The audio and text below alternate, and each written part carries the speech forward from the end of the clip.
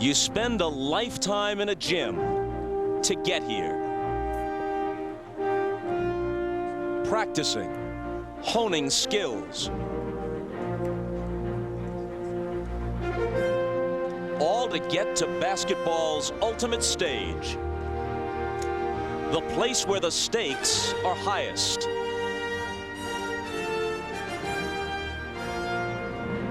The place where greatness is authenticated. That place is the NBA Finals. The Chicago Bulls are already a huge part of this league's history.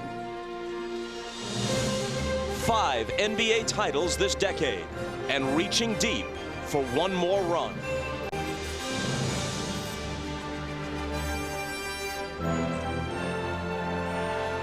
The Chicago Bulls are kings of the NBA, but someday, someone will dethrone them.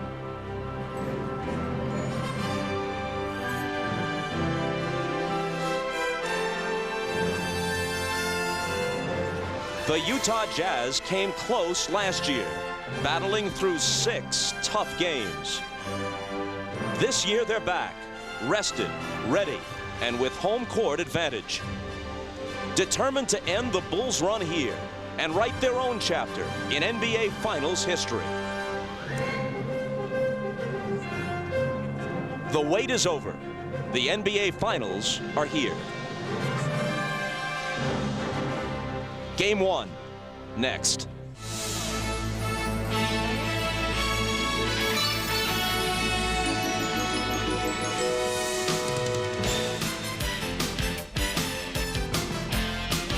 This is the NBA on NBC. The 1998 NBA Finals. Tonight, it's Game 1. The Chicago Bulls versus the Utah Jazz. The Delta Center in Salt Lake City, one of the loudest buildings in all of sports, a place where the Jazz enjoy a distinct home court advantage, and where a sellout crowd is ready to rock the rafters for Game 1 of this rematch in the NBA Finals. Good news for Jazz fans. In the past quarter century, prior to this one, there have been 5 rematches in the NBA Finals. In every instance, the team that lost the first time came back to win the second. And welcome to Game 1, everybody. I'm Bob Costas. We start with this news. The Chicago Bulls tell us that Dennis Rodman suffered torn ligaments, or at least strained ligaments, in his right thumb late in Game 7 of the Eastern Conference Finals against the Pacers. He had been expected to start Game 1 of this series. He will not. He is available. He will play. Tony Kukoc will start. We'll have to keep an eye on Dennis, check his minutes, see how effective he is in this all-important matchup. They're looking to him to slow Karl Malone at least a little bit. Jim Gray will talk with Rodman during our next segment. Now, there is a widespread feeling that of the 6 times the Chicago Bulls have been to the NBA Finals, this year's Utah Jazz are the team best equipped to derail them. They are not awed by the Bulls. They are rested, they are ready, and they believe that this time around they can do it. This Utah Jazz team includes 2 of the all-time greats, certain first-ballot Hall of Famers, John Stockton and Karl Malone.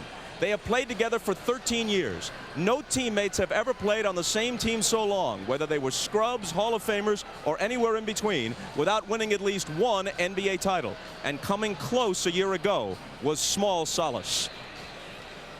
Yes, we were disappointed. We were excited about getting there, and excited about having the opportunity because of the closeness of it, but we did lose it, so you can't find much satisfaction in that. If you're writing a storybook ending, you want to have an opportunity to play the team that beat you last year and won the title. And in this business, sometimes you get your wishes. Sometimes you don't. We was able to get our wish, and we're looking forward to it. So too are basketball fans everywhere, including Isaiah Thomas and Doug Collins. Well, Zeke, the more things change, the more they remain the same. For the Utah Jazz, here's the question. What do you do with Michael? But Michael Jordan poses so many problems for the defense. When you're guarding him with a smaller player, such as Jeff Hornacek, he can just turn around and elevate and shoot right over you. Then Chicago will come back with the big 3, Pippen, Kukoc, and Jordan. Now, you can't leave Jordan, so when they double-team Pippen in the low post, Kukoc is there for the long 3. So you say, okay, we'll come double team you with size. We'll bring Karl Malone. But you see Dennis Rodman on the offensive glass, and a weak side offensive player, Tony Kukoc, comes up with the offensive rebound. Then last year in the finals, they came from the top, and they left Steve Kerr open for the wide open Jay.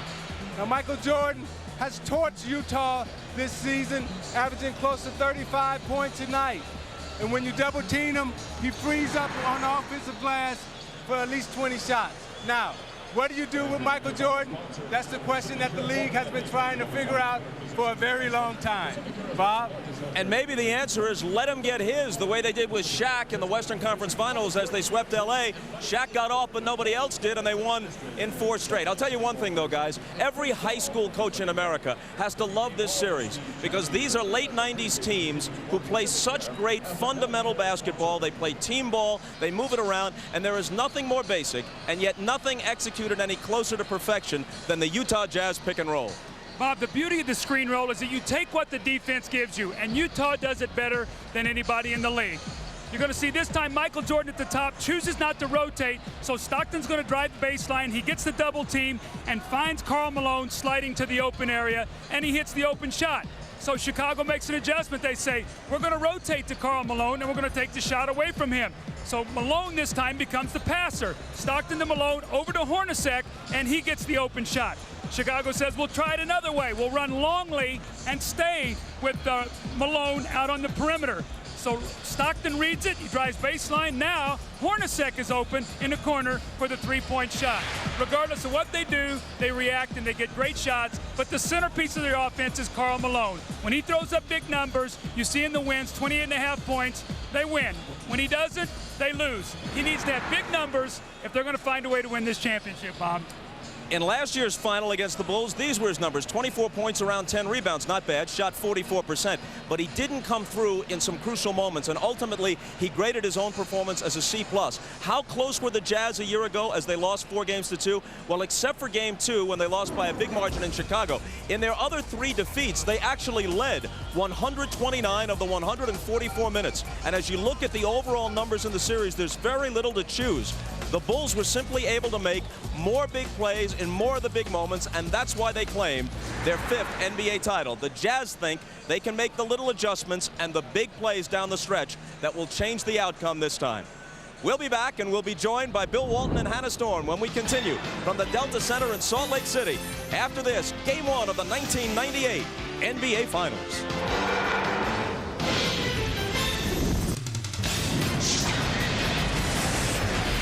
Welcome back to Salt Lake City. Hannah Storm joined by Bill Walton, who will be with us throughout the NBA Finals. Peter Bessie and John Sally will be joining us at halftime.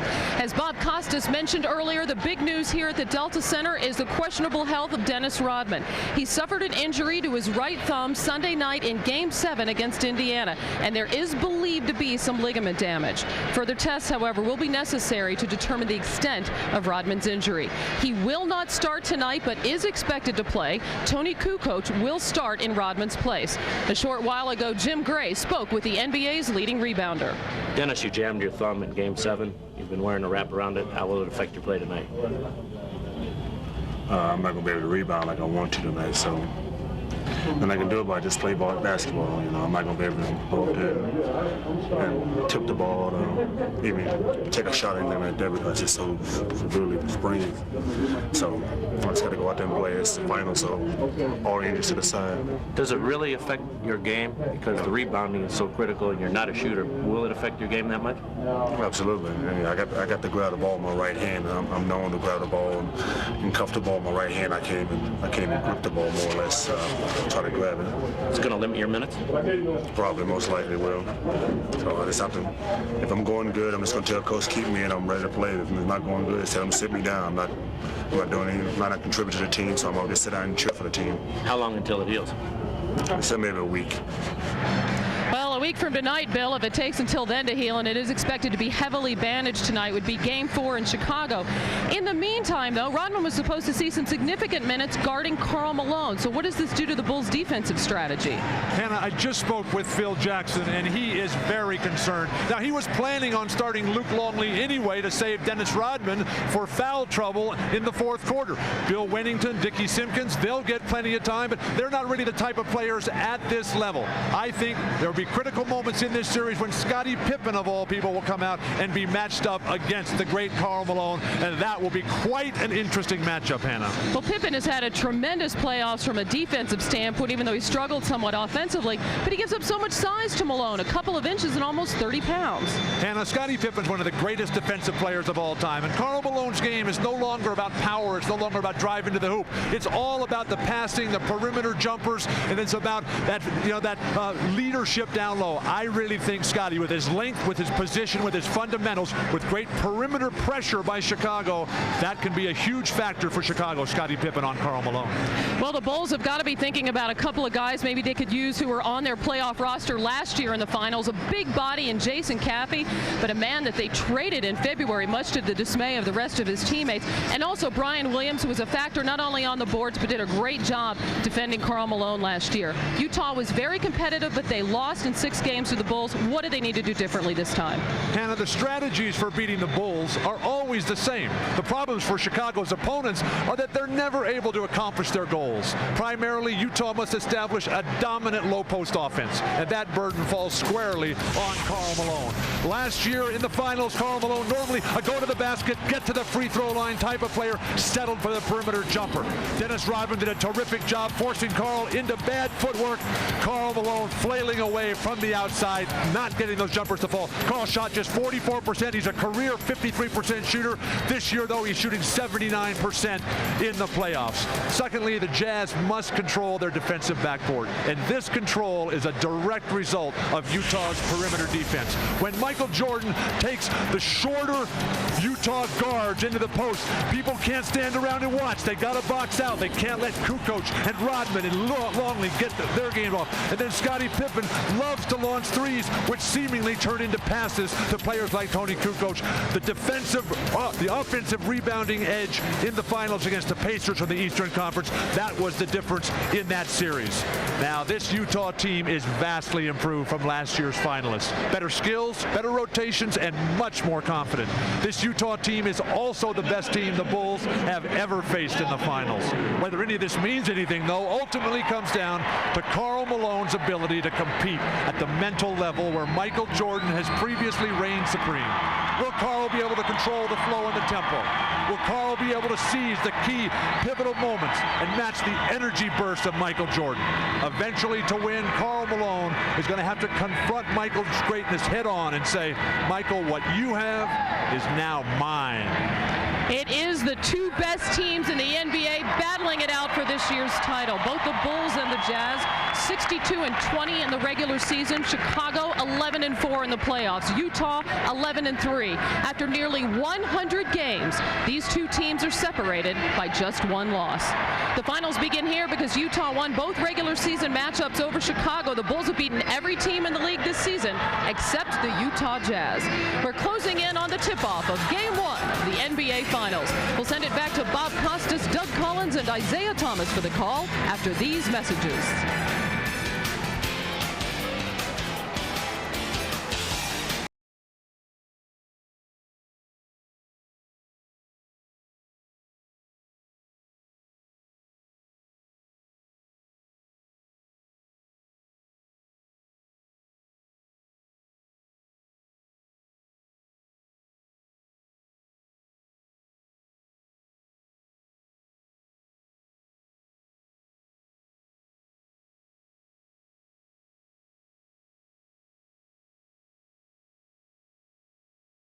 Well, it's not even approaching the top decibels yet with the game not yet underway.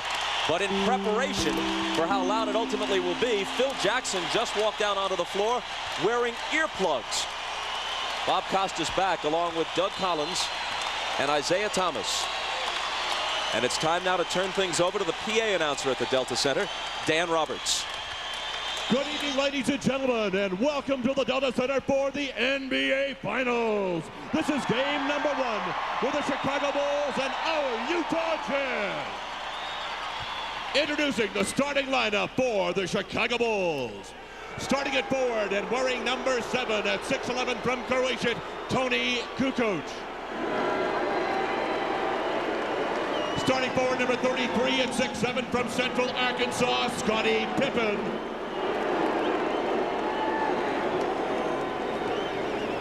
Starting at the center position, number 13 at 7 feet from New Mexico, Luke Longley. On the guard line, wearing number 9 at 6'6" from Miami of Ohio, Ron Harper.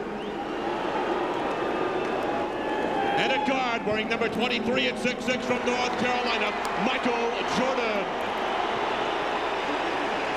The Bulls are coached by Phil Jackson.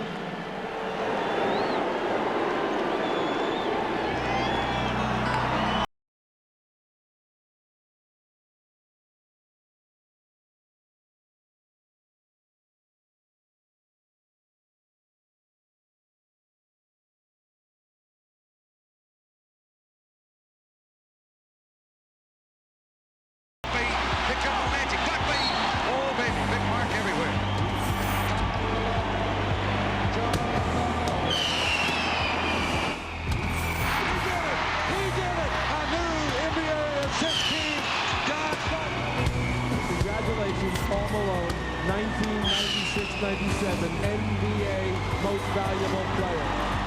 John Stockton sends the Utah Jazz to the NBA Finals.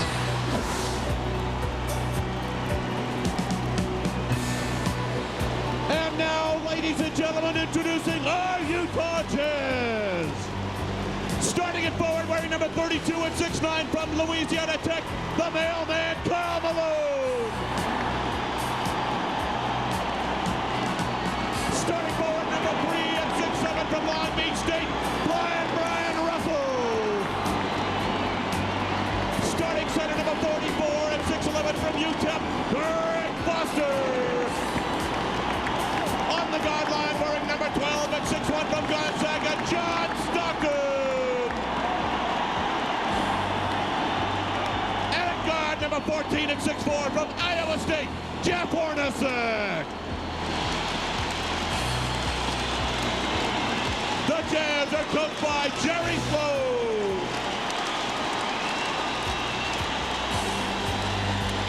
Ladies and gentlemen, please direct your attention to the ceiling at the Jazz end of the arena for the unveiling of the 1998 Western Conference Championship banner.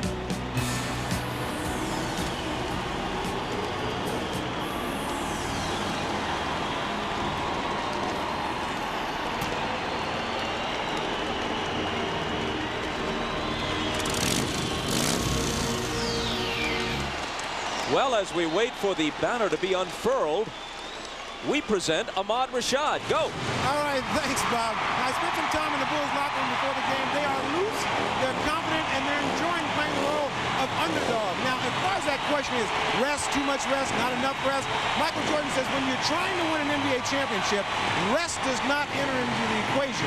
He also told me that he has never felt better in this particular time during a championship run. He said the key for him is to have as much fun as possible in this series, and we all know that in order for him to have fun, the Bulls have to win it. Now, for the Jazz part of it, let's go down to Jim Gray. All right, thank you very much, Ahmad. I spoke to Jerry Sloan.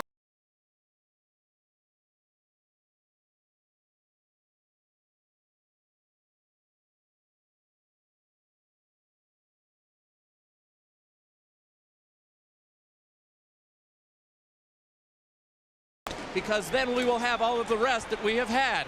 I asked Carl what was the big difference between this year and last year. He said last year we thought we could win a championship. This year we know we can. And finally, Adam Keefe has the flu. He's weak, but he is available. Bob? Jim, thanks a lot. And as the build-up continues before the tip-off for Game 1, the Jazz have one more item, and that would be, from the world of boxing, the tuxedoed Mr. Michael Buffer.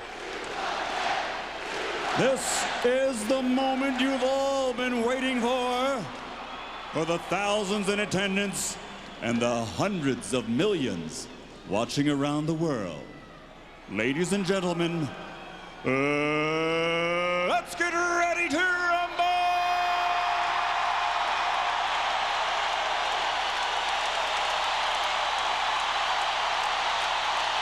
I feel underdressed without a cummerbund.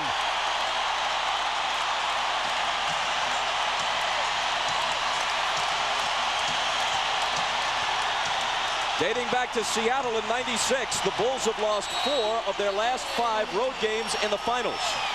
But their one victory in that string was a huge one, Game 5 here, to take a 3-2 lead back to Chicago a year ago.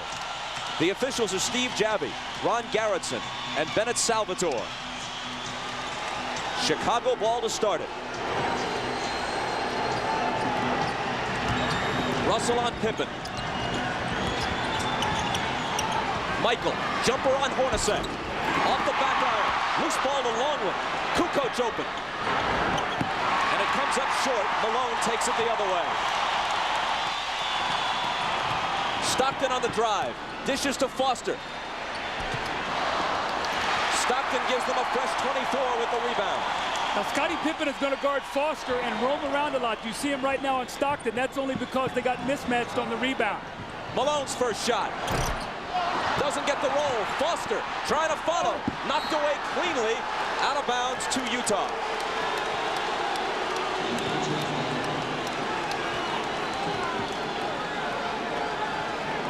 Jordan and Malone each missed their first shot.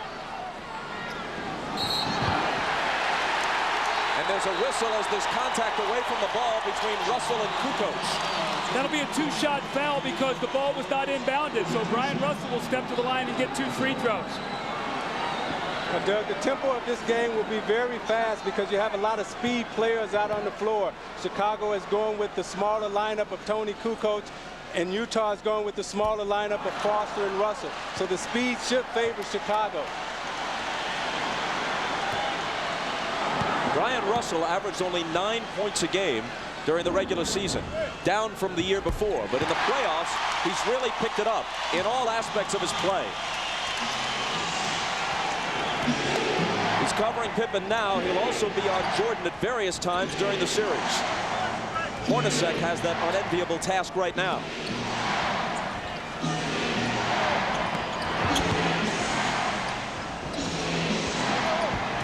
Five on the shot clock. Kukoc. Out of the corner, it's Harper. Somebody's got to shoot it. Harper will, and it's 2-1 Chicago. We know that's the guy that's going to have to make jump shots. As the Jazz double teams in the post, they'll make Harper prove that he can hit that shot on a consistent basis. Stockton, the NBA's all-time leader in assists and steals. Bounces to Malone, guarded by Longwood. He's 0 for 2.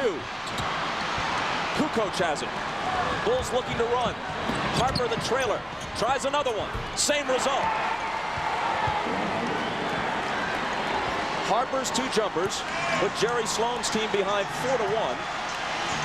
And we played a bit less than 2 minutes.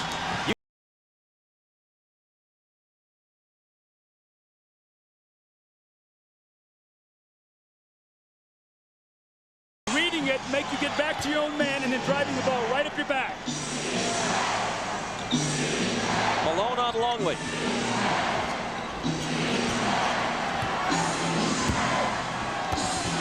Luke spinning toward the basket. Malone knocked it away, and it went off Longley's leg. It belongs to the Jazz.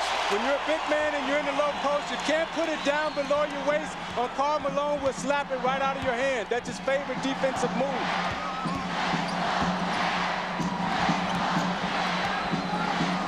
Stockton looking for Malone. Longley pokes it away. Malone chases it to the corner. Now Stockton again. Driving baseline. Hornacek through a crowd. Tough shot. Pops out. Michael has it in the open court, and Russell fouls him. You could almost feel there that Russell was afraid Michael was going to get a breakaway. Did not want him to get excited early in this game, so he took the foul. But Russell's going to have to be very careful. They're going to need him on the floor, Bob. He's got to use his fouls very wisely. Pippen, his first shot.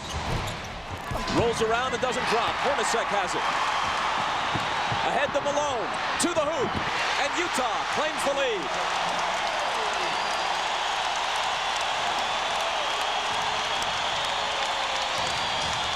For a man so big and strong, Malone runs the floor so well, even as he approaches age 35. Jordan cans the turnaround over Hornacek. Now that time they didn't come double team Jordan in the low post. He took his time and was able to elevate over Hornacek. Michael's first basket of this year's NBA Finals.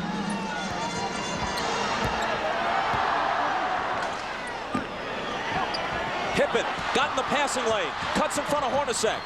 Now it's 1-on-2, but Scotty takes it to the hole himself for the emphatic slam.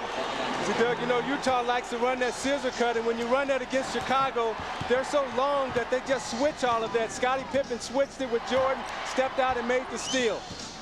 Stockton's jumper. Got it. There's that screen roll we talked about. They forced it baseline, and Malone stepped up and screened baseline. No one stepped out, and Stockton can make that shot. He's a 50% shooter.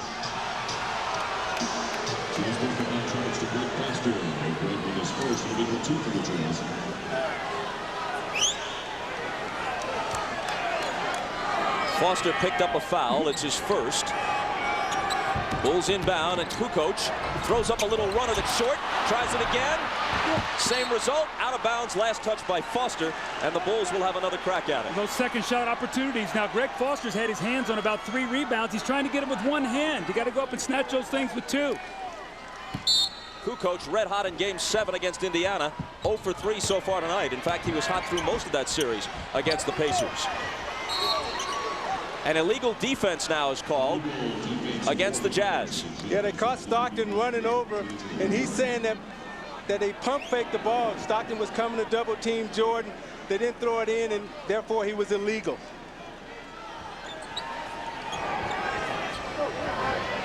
Foster on Kukoc. Into the lane for Pippen. Up top Harper. Kukoc for 3. Rattles in and out. Longley battling for the rebound with Malone, and Carl saves it into Hornacek.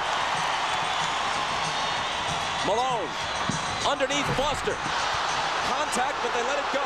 No foul. Back comes Chicago. Pippen thought about a 3. Now puts it on the floor and takes it baseline. Throws up a wild shot, no good, and Malone has it. Hornacek the pull-up. Spins out. Loose ball battle. It'll belong to Utah. Take a look at the no call a moment ago. Well, this is such a frenetic pace. I think this favors Utah. You see right now, Greg Foster's going to get the dunk, and Scottie Pippen from behind knocks it loose. After that, it's incidental contact. But the pace of this game right now, I think, favors Utah if they can keep it up for 48 minutes. Stockton had it knocked away by Harper, but Harper fouled it. That's his first, and we take our first break.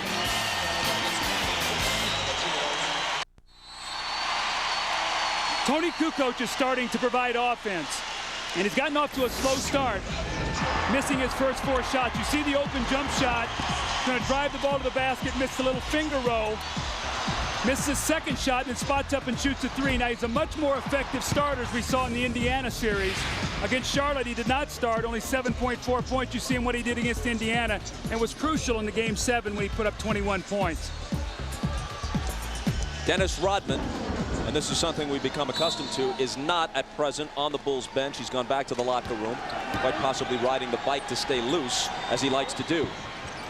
Following the timeout, Foster has it for Utah. Malone with a great pass to a cutting Russell.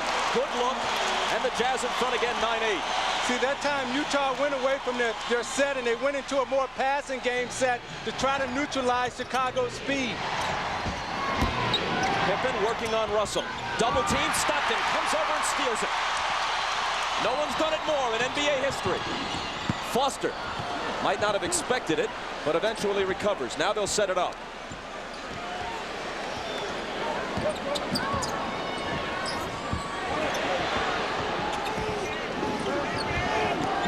Stockton with 5 on the 24. And his pass finds no one, out of bounds in front of the Utah bench, where Jerry Sloan, during the last timeout, according to Jim Gray, told his team, wait a minute, you just saw the Bulls beat the Pacers by killing them on the offensive glass, and already in this first quarter, we've given them 4 second chance opportunities. We can't let that happen.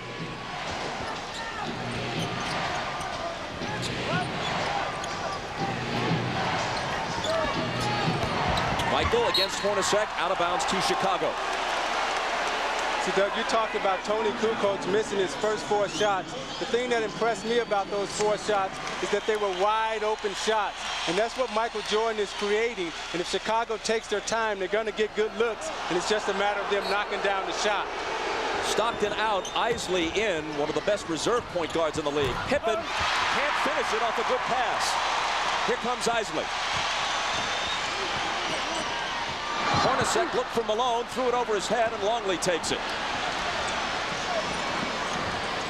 Pippen stutter step into the lane, lays it up and in. A year ago in the finals, Michael averaged more than 30. Pippen 20 against the Jazz. No other Bull averaged more than 8. Bob, the early rust you talked about, though, poor shooting right now by Utah, but more importantly, they're turning the ball over. That's very uncharacteristic of the Jazz. Malone can't get the lead back, but they'll get another chance.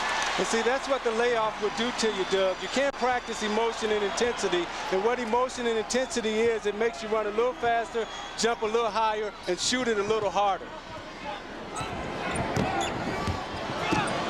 Malone from Isley into the lane, and Utah into the lead, but no, it's taken away on the offensive foul.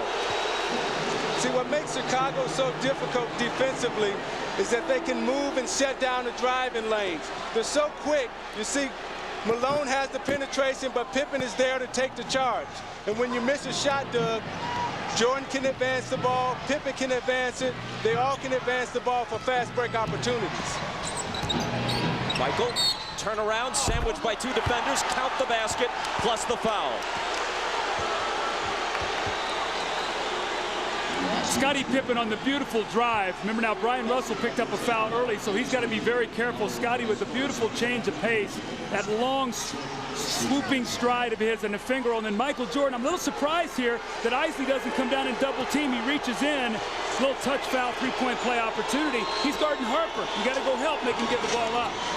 The foul is on Isley, his first, and Jordan completes the 3-point play. See, when I think of Utah, Doug, I think of a half-court team that execute. I don't think of them as a fast-breaking team, and Chicago has got them into a speed, fast-breaking type of game. Russell lobs for Malone. Longley got a hand on it. Malone recovers. Pippen blocked it, but there's a foul. And Malone will come to the free throw line, where he shot 83% in the Western Conference Finals against the Lakers and 76% for the year. But you'll recall that he shot free throws poorly in last year's final against the Bulls, and that's part of the reason why Utah lost it. NBA.com is at the NBA Finals, providing complete coverage of the Jazz and Bulls. You can log on now and join a live cybercast with NBA and WNBA stars. That's the NBA.com arena. That's what the page looks like tonight.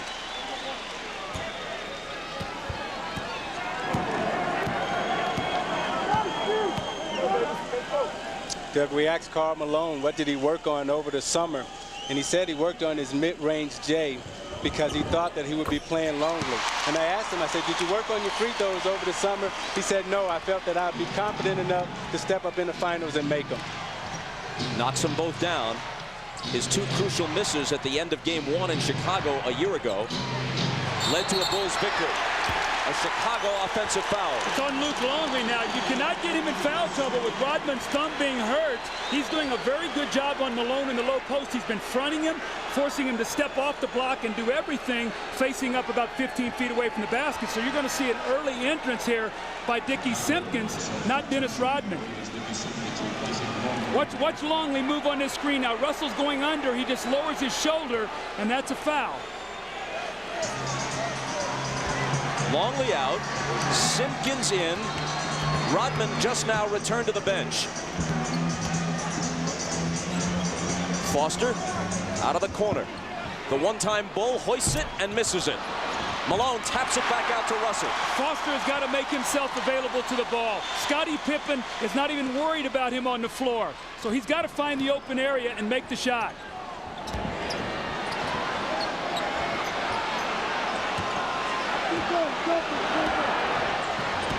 Isley takes it into the lane, throws it up with the right hand and hits the floater. Meanwhile, Ahmad Rashad tells us that Phil Jackson wanted to put Rodman in, and Dennis hadn't made it back from the locker room to the bench. That's why Simpkins is in. It's one thing to be idiosyncratic. It's another thing to be idiotic. Kukoc got it. See, where most teams post their big men, Chicago posts their guard. Ron Harper posted up against Howard Isley. You had to come double team, and Kukoc knocked that wide open Jay down. Out of bounds to the Jazz. Phil Jackson was quoted yesterday as saying, you know, there's a bit too much drama with Rodman not on the bench, and it looks like he's not part of the team, and I've got to put a stop to that. Well, they didn't put a stop to it in the first quarter here. Although Dennis is sporting a striking new hairstyle for the finals. Russell's jumper from the head of the key is way off. And it was touched last by Utah. With 2:51 to play in the first, the Bulls have the ball in a 2-point lead. This is the NBA on NBC.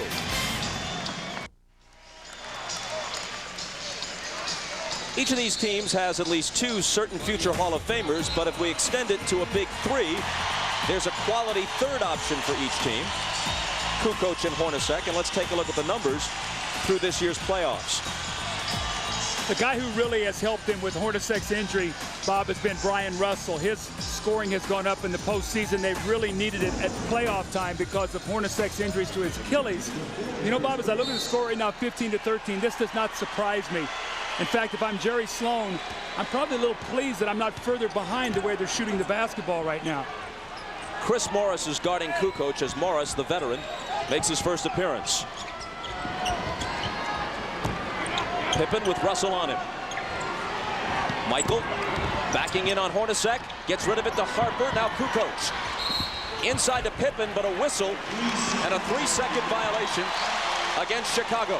Now, did Tony pass that shot up because he's not shooting well? Remember, he's the kind of guy, when he gets off early, he's very confident. When he misses some shots, he has a tendency to fade away. Hornacek, Pippen bumps him, bounces it to Morris.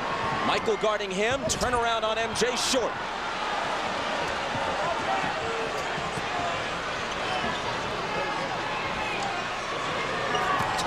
Simpkins. Off to Harper, behind Simpkins' screen, and Harper misses. Morris takes the rebound. Hornacek through a slew of defenders and missing on the run. Harper will bring it back the other way. Into the lane he goes, drops it off to Pippen, who was fouled. I think Chicago has forced Utah to totally change their style of play. They're normally a post-up team, pounded inside. Jerry Sloan has made the decision to go small to try to keep up with Chicago's speed. And I don't think they practice this way. This lineup that they have out on the floor, I don't think they even practice with this lineup out on the floor. But Isaiah, they love to run at home. They're a team that loves to fast break here in the Delta Center. They like to get the game up tempo. I think you play right into Chicago's hands when you have a speed game. Pippen missed the first 38 games of the season following surgery on his left foot, and actually says that his legs are fresher as a result as we go through the grind of the playoffs. Chicago's lead is 4. The last time Chicago played in here, they held the Jazz to only 13 first quarter points. The difference was the score was 35-13 at the end of one.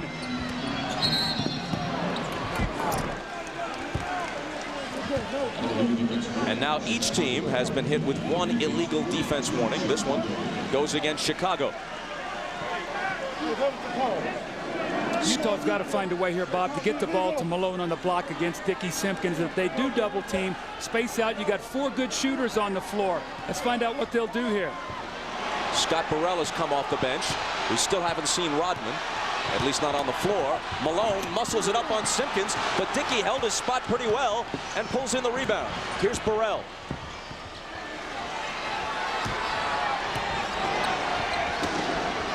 Pippen, poked away by Morris. Scotty picks it up. Working on Hornacek. Up and over the backboard, Utah ball. Karl Malone has him right where he wants him, gets a little excited, loses his footing, and throws a weak shot up at the basket. Dickie Simpkins cannot guard him down there. He's got to take his time, power that ball through him. Malone is 1 of 5, and Utah as a team is 5 of 18.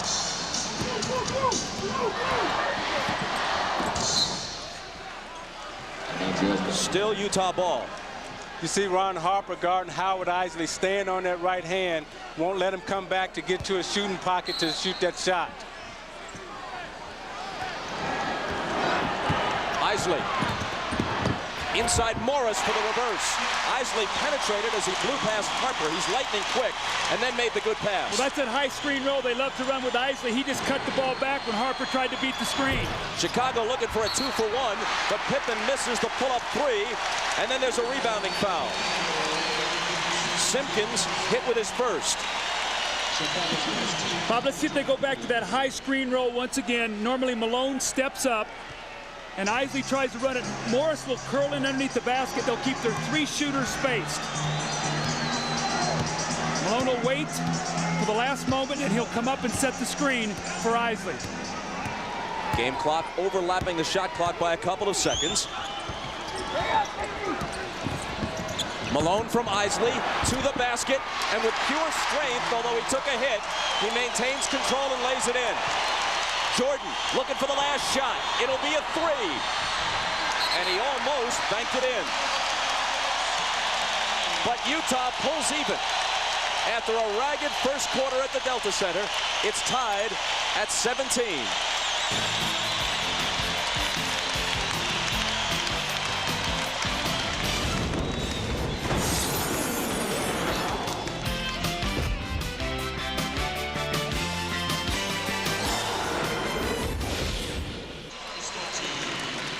The high screen roll. You're going to see Ron Harper try to beat the screen, and Isley's going to cut it back. Pippen steps up, and Morris goes right in and gets the easy layup by the nice bounce pass for Isley. This is that high screen roll that they do so well. They read it, work against the vision of the defense, excellent pass, and a wonderful finish for Chris Morris.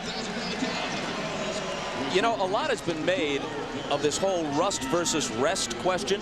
And it may come into play in this game. Certainly in the first quarter, Utah didn't look sharp. But in the long run, you have to believe that the rest will benefit Utah. And for whatever this may be worth, since the early 80s, there have been 7 occasions when a team has had a week or more of rest waiting for its opponent in the NBA Finals. And 6 of those 7 times, the team with the lengthy rest won the NBA title.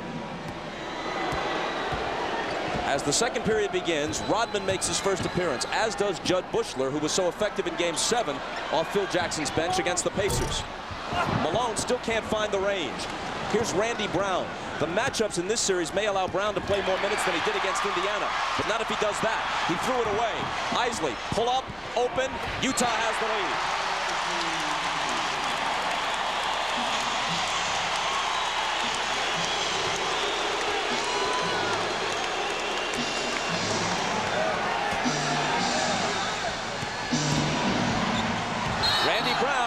Traveled. You know, Bob, you talk about rest versus rust. And when you look at the Chicago Bulls in Utah since the end of the regular season, look at the day's rest that Chicago has and that Utah has. They're identical. And the reason is because Chicago finished their series earlier. Early in the playoffs, but not most recently. Most recently, it's Utah with the rest. Now, they love to post Shandon Anderson the moment he comes into the game. He tries a fadeaway on Bushler, but there's a whistle before the shot. That's number 1 on Judd. See, Karl Malone has been taken out of the game. Looks like he's changing shoes. So I don't know if he's a problem with his shoes or if he's just resting his feet. But the equipment man has brought out some new shoes for him. Malone and Stockton both on the bench. Shandon Anderson tries it again on Bushler. And hold on, says Steve Javie. Another foul on number 30, Bushler. This lineup is an interesting group for Chicago. It looks like that Phil Jackson is just trying to buy some minutes because the only guy that can score out there right now is Scottie Pippen. Phil Jackson, who seemed to shorten his bench for most of the Pacers series, has already used 10 players in the first quarter plus here. Morris into Antoine Carr. Another try for the veteran. Blocked away by Simpkins. Now it's Anderson. They go 0 for 3 on this trip. They're just so excited right now. They're rushing everything.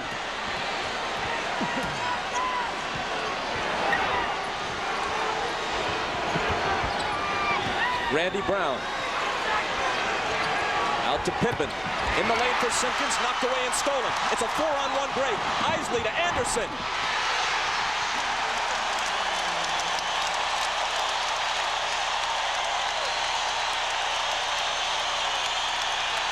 Utah by 4.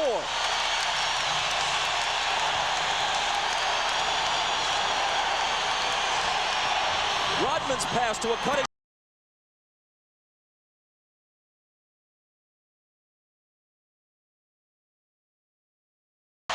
With the Jazz up by half a dozen.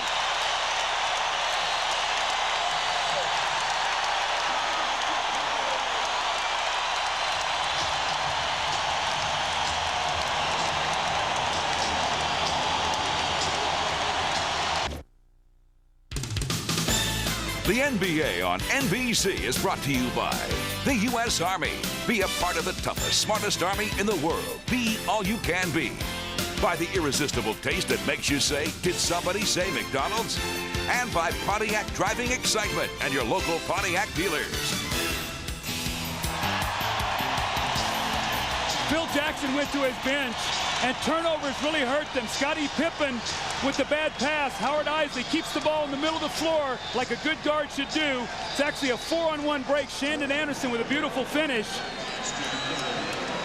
And then this led to the timeout. Shandon Anderson throws ahead, and Brian Russell with the emphatic dunk. And turnovers and missed opportunities have hurt Chicago. 23-17 now. The Jazz lead with 9:35 to go. Michael Jordan back into the game. Steve Kerr in for the first time. Here's Kerr with the ball. And now Rodman, a turnaround jumper that predictably misses. The rebound to Morris. Utah on a 10-0 run, 6 of it at the start of this quarter.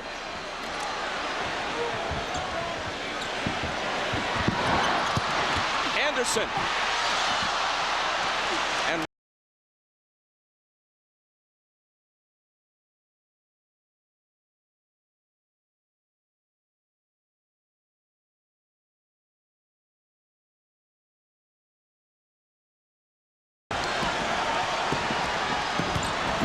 at the other end, it's Morris. Bumps off a defender and lays it in. Isaiah, can't you feel how Utah is trying to run? They're trying to run the Bulls. They're saying they have played a lot of basketball games, an emotional 7-game series. They're really trying to push this tempo at home. Yeah, but Doug, I think they're making a big mistake by trying to run with Chicago because that's not their character. Kukoc's miss is poked out of bounds, touched last by Chicago. The pass to Chris Morris. Michael Jordan tries to take the charge. No call. And Chris Morris, once again off the bench, has been a big factor. Stockton back in, as you see, guarded by Kerr.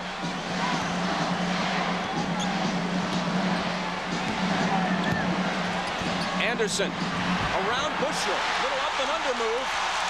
And the Jazz in front by 8.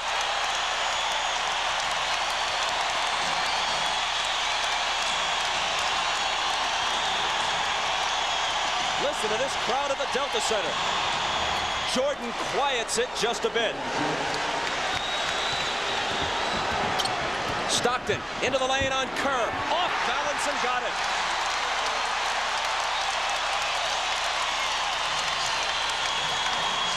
Six for Stockton.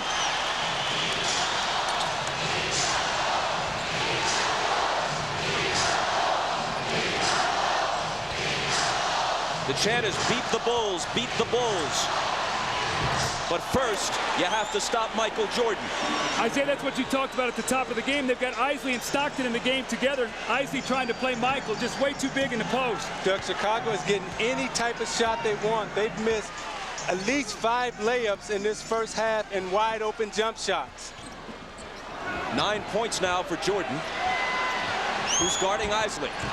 Isley spins around him and cans the jumper. Hard to believe this kid was caught once by Utah and also by Minnesota and San Antonio.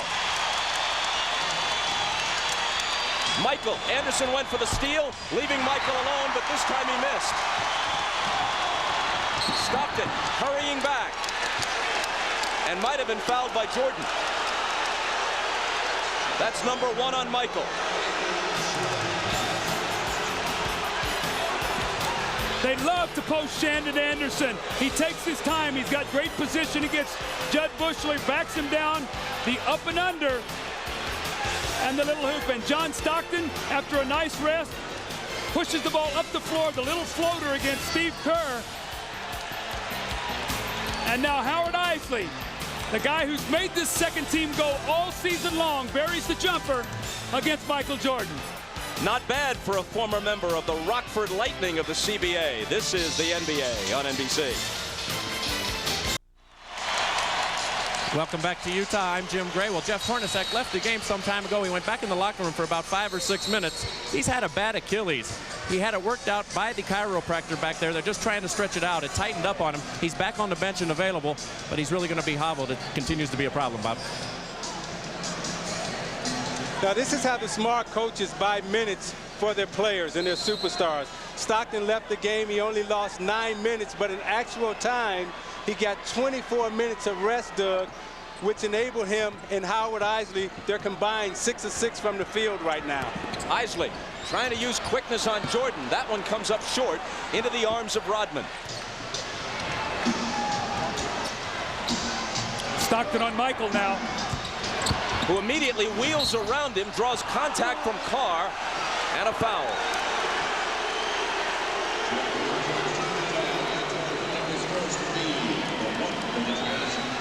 Must See Thursday on NBC starts with Friends, then Veronica's Closet, followed by Seinfeld, Just Shoot Me, and ER. Must See TV tomorrow night on NBC. Foul on Antoine Carr was his first. Jerry Sloan does not like the matchups. Brian Russell's going to come back in, probably for Isley to put a bigger body on Michael Jordan.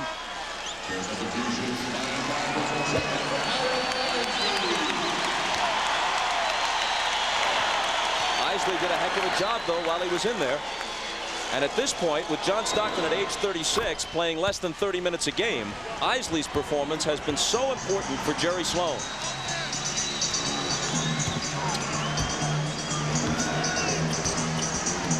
Stockton driving on Kerr, but it spills out. Another rebound for Rodman, playing with that right thumb heavily bandaged.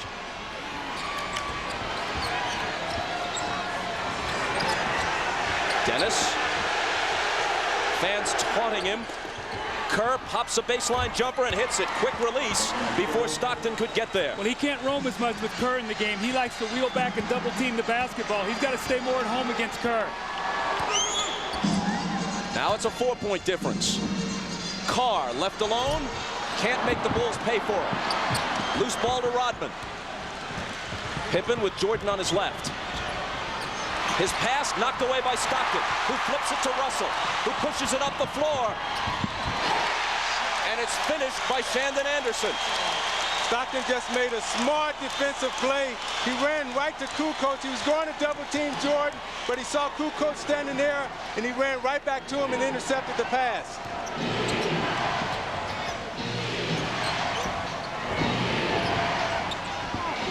Kukoc to Kerr. Head fake, jumper, missed it off the glass. Pippen has the follow. And what surprised me on the layup by Shandon Anderson was Rodman was back. He could have taken a foul and made him shoot some free throws. He just backed out of his way. Isaiah let him lay the ball in the basket.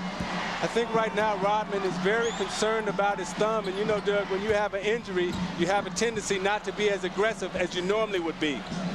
The jumper by Anderson. Kukoc got a piece of it. Make it Morris on the shot. It was Morris's shot, deflected by Kukoc.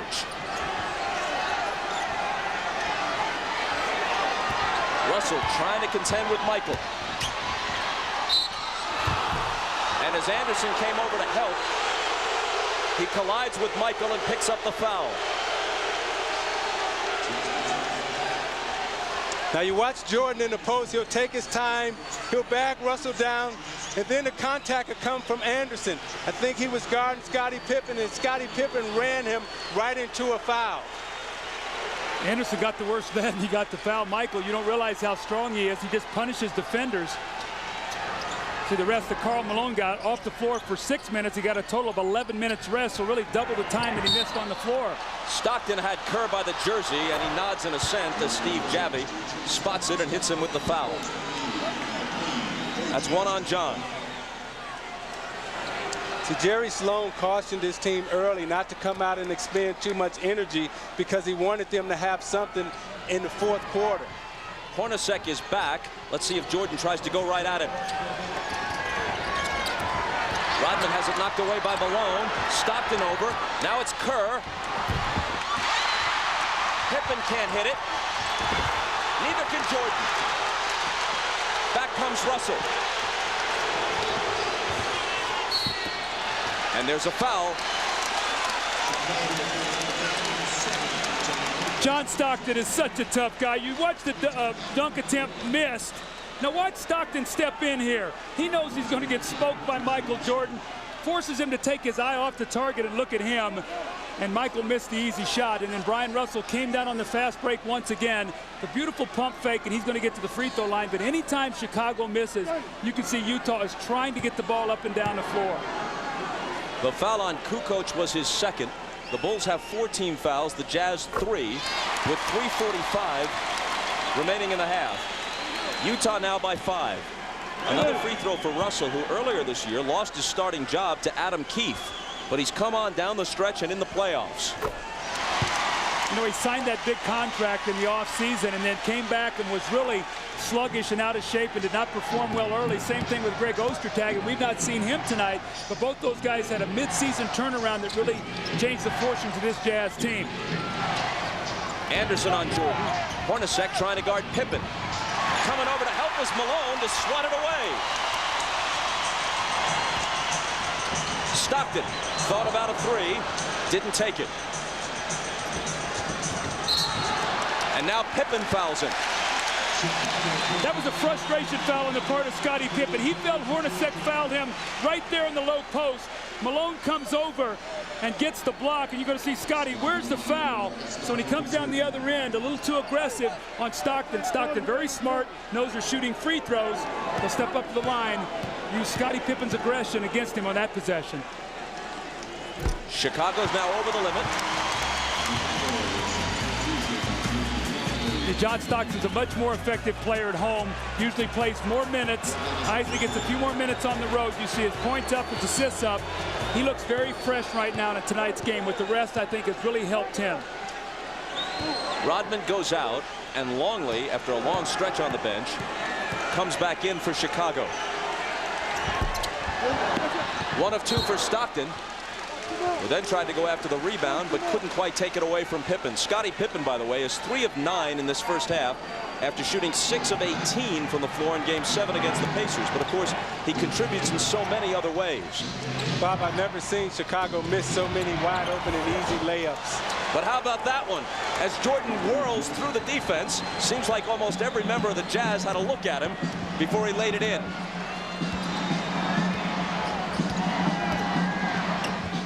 Michael with 13.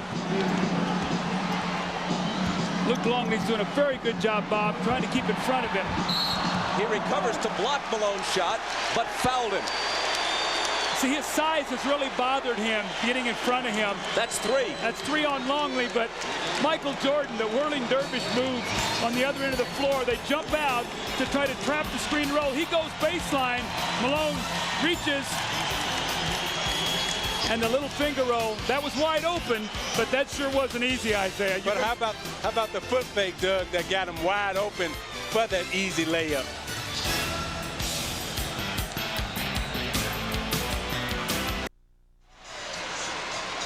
Don't forget to stick around at halftime for the Prudential Halftime Report, which will include Peter Bessie's conversation with Phil Jackson. He'll talk about this series, obviously, and about what the future might hold for Jackson and the Bulls. The Prudential Halftime Report coming up at the break. In just 8 minutes of playing time in this first half, Luke Longley has 3 fouls. Now, he's always prone to foul trouble. With Dennis Rodman's contribution in this series a question mark for a variety of reasons. If Longley has to spend long stretches on the bench, who's going to guard Malone? Well, that's a real big problem, and you see he fronts there and does a nice job, but here he comes over the top and gets the foul. You got to get weak side help on that. You've got to get somebody rotating down from the back. This time it's Michael Jordan, and Michael a little slow reacting to that pass, and Luke picks up the foul. Karl Malone, who turns 35 late next month, misses the first one. A member of the NBA's first-team All-Star squad, 10 consecutive years, and this year he was an all-defensive team selection for the second year in a row. If it weren't for Michael Jordan, how many MVPs might this guy have won? He's finished second in the league to Jordan in scoring 5 different times. He's led the Western Conference in scoring 7 times. So if they split it like by conferences like they do by leagues in baseball, he'd be a 7-time scoring champion. Jordan, quick catch and shoot. 15 for Michael. But the Jazz will live with that because he's not getting to the free throw line. They're going to hope that maybe if he shoots under 50%, they'll limit the offensive rebounds with no double team. And the end result will be a good one for the Jazz. Good pass inside from Hornacek to Malone. Great high-low action there, and Rodman was just completely sealed behind Malone. Yeah, Malone is too big for Rodman. He caught him that time on his back, but Chicago will keep going inside with their big guards. Kerr from Scotty. When he gets a look like that, he won't often miss. Better communication, though. They run that little split at the top. Malone stepped over, and Michael got screened on Stockton. Nobody helped out. Hornacek with Michael on him. Here's Malone. Back to Hornacek. Into the lane, off-balance shot. Hits the front rim and spills away. You can just see Hornacek has no legs in his shot at all.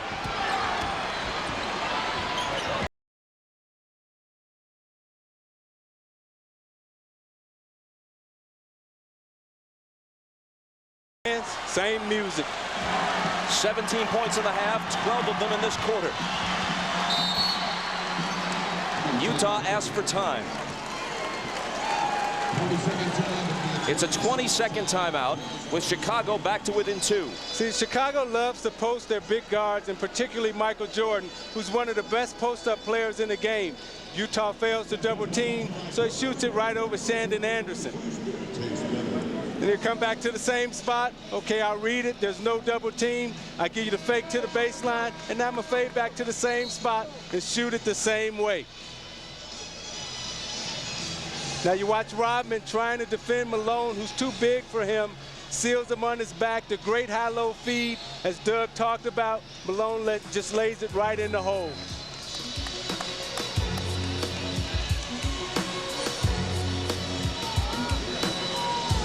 Last year's MVP, Malone. This year's MVP, for the 5th time in his career, Michael Jordan. And a look at their numbers. Stockton has a good look and puts the jumper down. See, they come out of that timeout, they run screen roll. They know that Rodman is not going to help off of Malone. So he set that sideline screen once again. And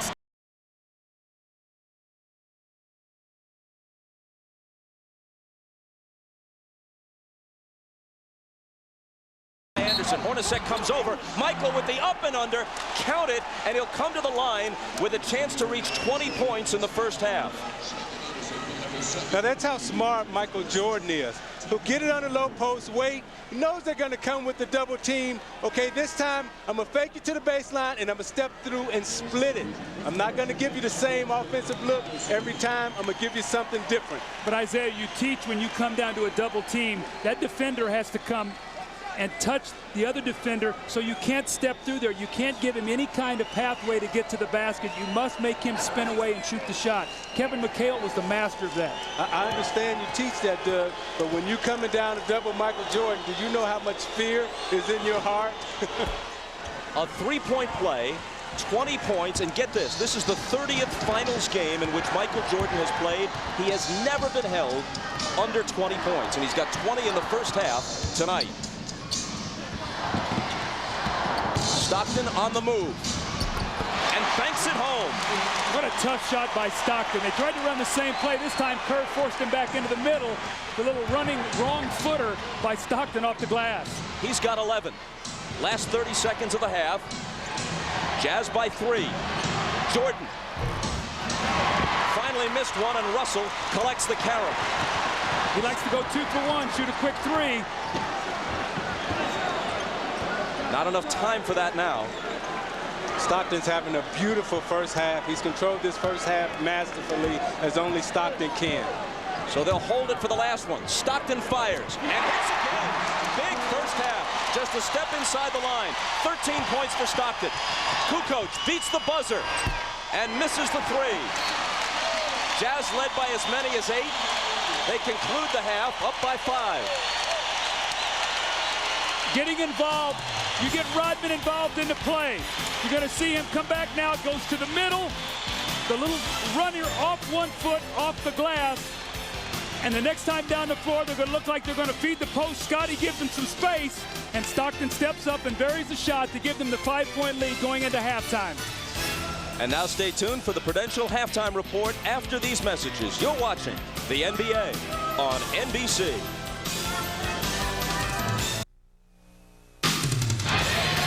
It's halftime of This is the Game 1. Prudential Halftime Report, brought to you by Prudential, bringing strength and stability to America's families through insurance, healthcare, real estate, and financial services.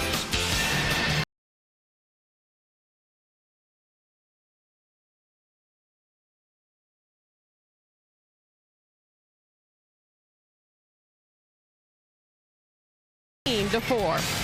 Hi, everybody. Hannah Storm back in Salt Lake City along with John Sally, Peter Vesey, and Bill Walton. We'll hear from these gentlemen in just a moment. But first, Peter Vesey's conversation earlier today with Bulls head coach Phil Jackson. It has been made abundantly clear by Bulls general manager Jerry Krause that this is Jackson's final season in Chicago. And Michael Jordan has said he will not play for any other coach. So win or lose, this appears to be the Bulls' last run. Let's dance. Let's jam. This is our last opportunity to play together. We know it. There's just too many free agents. We're not going to be back in mass. But just think about it in terms of we've been here 3 years together, and this is our last opportunity to defend a championship, which we wanted to do. Are you coaching this title run as a statement to Jerry Reinsdorf and Jerry Krause, so at the end you can tell them to take the title and shove it? More than anything else, we were in peril last June because Pippen was up on the market. He was on the market, and people were looking at him, and I knew that Michael wouldn't come back and play if he wasn't there. I knew that it was going to be too tough a chore for us to win if Pippen wasn't there. I didn't want to come back and coach the team if Scotty wouldn't be there, and neither did Michael or Dennis have a future with this ball club, and so basically it would have broken the team up. And what we asked for from this club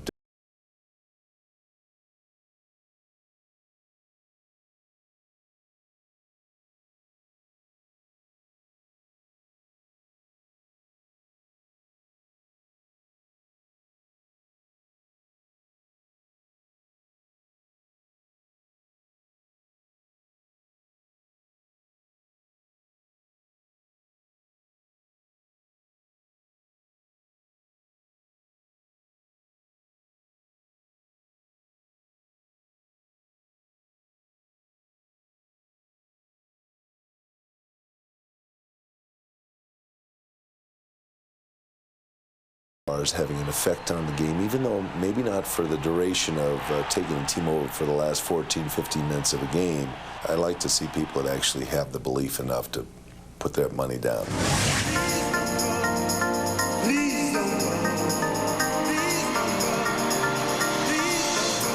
Michael could conceivably leave a year or two too early.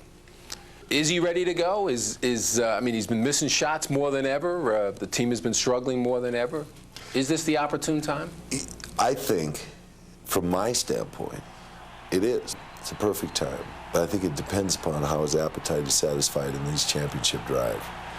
But I think he's willing, and he's adjusting his mind thought to whether he's going to come back or not. But why is it the perfect time? Because he can't take over the whole game anymore, like you said? Or well, just go out a winner, go out with an MVP trophy and its scoring title and the whole thing. Lost in all our conversations the fact that Scottie Pippen perhaps will not come back. And Michael and Scottie are a combination that's effective, very effective on the court.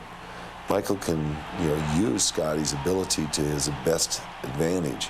Scottie uses Michael to his advantage, and the two of them play off each other very well. So I think that if Scottie goes, it's a perfect time for him to find a way to step back and say, I've had a great career. And now, the All-Time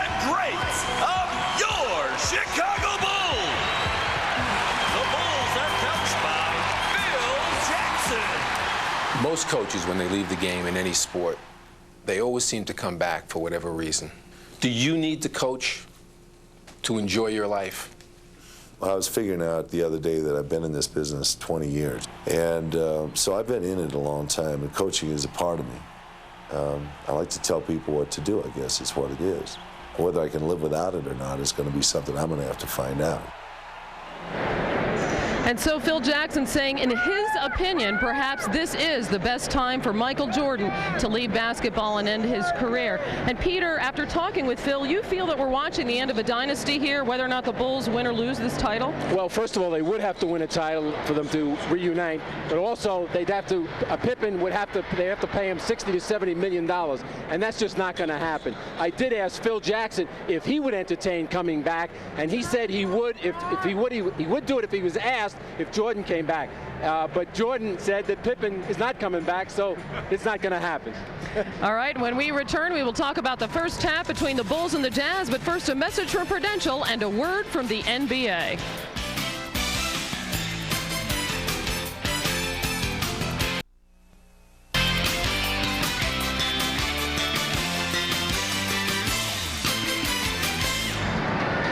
At halftime, the Jazz lead the Bulls 45-40. Let's talk about the first half, and this was a series in which, Bill, Utah figured to have two big advantages, Karl Malone at power forward and also their bench. From Karl, they got 9 points and 7 rebounds in the first half, but it was their bench that really made the difference. Hannah, there was an incredible amount of rust on Karl Malone's game. He just did not have any sort of style from the sharpness that you would expect from Karl Malone, who would come out there and try to take it to the hoop. Instead, he settled for perimeter jumpers. But once the bench came in, they turned everything around. The tempo got going. Howard Eisley, it's as if the Chicago Bulls didn't even know that he makes these type of plays regularly. Shandon Anderson posts up at will and runs the floor beautifully, and then Chris Morris, now a regular part of the rotation for the Utah Jazz. Eisley and Anderson were just huge. They changed the way the game was played in the first half, and then of course at the end John Stockton came back and made the big runner in the lane, then the jumper. Utah firmly in control right now, Peter. You know, the thing, Bill, is during Stockton's career here, they've had about 6 to 8 backup guards try it out here. He is no longer a complimentary point guard. He is beyond being a backup. He is John Stockton's successor when John Stockton hangs it up. He certainly did a great job with Stockton out the first 18 games of the season, even elevating his game this year. What about Dennis Rodman? His injury to his right thumb, a question before the game. He was not there when Phil Jackson wanted to substitute for him early in the game. What's your assessment of his first half? Well, Hannah, I'm not going to make any excuses for my ex-teammate, but one thing he did say when I went back there, I said, "Big man, how are you feeling?" He pointed to his thumb and he said, "Hey, John, I just have to rebound with my left hand now." Now with 9 fingers, this guy played 11 minutes and had 5 rebounds. Now you know what's going to happen in the second half. He's going to step in, he's going to play about 20 minutes, and end up with about 15 rebounds. He's also playing great defense on Karl Malone. And the rebounding edge, pretty even on both teams. Chicago with 18 rebounds and Utah with 19, so they're even on the boards. Meanwhile, let's update the key matches at the French Open today. Frenchman Cedric Pioline took almost 4 hours before outlasting Hicham Arazi of Morocco. Pioline joins 3 Spaniards in the semifinals, including Alex Correda, who is a straight set winner over Philippe de Wolf of Belgium in today's other quarterfinal. Our coverage continues on Friday morning at 10 a.m. Eastern, and note the time out west, 9 a.m. Pacific, with the men's semifinals. The Jazz lead the Chicago Bulls by 5. We'll send you back to Bob, Doug, and Isaiah for the second half, right after these messages from your local station. This has been the Prudential Halftime Report, brought to you by Prudential, bringing strength and stability to America's families through insurance, healthcare, real estate, and financial services. Excellent first half for John Stockton, 13 points on 6 of 7. Meanwhile, though, Michael Jordan hit 8 of 14. And when you're Michael Jordan, there's even someone on hand to take your gum wrapper as he reloads on the bubble gum. Michael had 20 points. That's exactly half of the Bulls' 40. They trail 45-40 at the half. And we're back. Doug Collins, Isaiah Thomas, Bob Costas, and right away we go. And look at this. Doug, always willing to help out a teammate, takes Isaiah's gum wrapper. I guess we could carry this a bit further, but let's go to the Miller Lite halftime stats. Well, Bob, when you look at the Utah Jazz, what they did in that first half, they were terrific in transition. Stockton and Eisley were excellent. 19 points, 5 assists, the fast break 12-4. The Bulls scored 40 points. Jordan 20, but Pippen and Kukoc 5 of 17, only 12 points. More importantly, since they didn't double team, the Bulls only got 4 offensive rebounds, so the Jazz actually controlled the offensive backboard. And you're going to see really what worked was John Stockton reading the pick and roll once again with Karl Malone. He's going to come off baseline side, and Dennis Rodman is going to drop and help just a little bit, but he's so worried about Karl Malone that he's going to get back to him, and Stockton is bare there for the open jump shot. That's why he shot 6 for 7 in the first half and was absolutely dynamite for the Jazz. Now, when you look at Utah, John Stockton has 13 points on 6 of 7 shooting. So the passing lanes will be open now because they have to respect him. He only got 1 assist in the first half, so therefore he'll come out and look for him to make passes now. And you look at Jordan, who had 20 points, half of Chicago's points. But Chicago had 14 layups in the first half and missed 8 of them. Look for Jordan to come back and continue his strong shooting because they're giving him any shot that he wants inside. So Utah, rusty or not, leads by 5. Third quarter coming up. Ahmad Rashad back in the Delta Center where the Bulls trail the Jazz by 5. Phil Jackson told his team at halftime, just what you expect them. You got to stop the screen and roll. Offensively, he said they had a good tempo. They want to keep controlling their tempo. They need more offensive rebounds and expect them to double team Michael Jordan. Look for the open man off that double team. Let's go down to Jim Gray. All right, thank you very much, Ahmad. Well, that's exactly right. Jerry Sloan told his team he's not happy with the way they're defending against Michael Jordan. He's going to change it up here in the second half. You're going to see quite a bit of double teaming. You're going to see some better rotation. You're going to see some changes closer to the basket in the schemes. Jerry Sloan said we can't count on them missing that many layups. We've got to establish ourselves. We can't let them offensively go where they want to be. Bob? All right, Jim, thanks a lot. First shot, second half, Brian Russell. Short with a 3. And Harper has it for Chicago. Luke Longley with 3 fouls does not start the second half. Dennis Rodman does. Ahmad Rashad tells us that Rodman spent much of the halftime break dribbling a basketball, trying to loosen up that sore right thumb. Strained ligaments sustained in game 7 against Indiana. Michael Jordan way off, so can't pick up where he left off in the first half as he scored 20.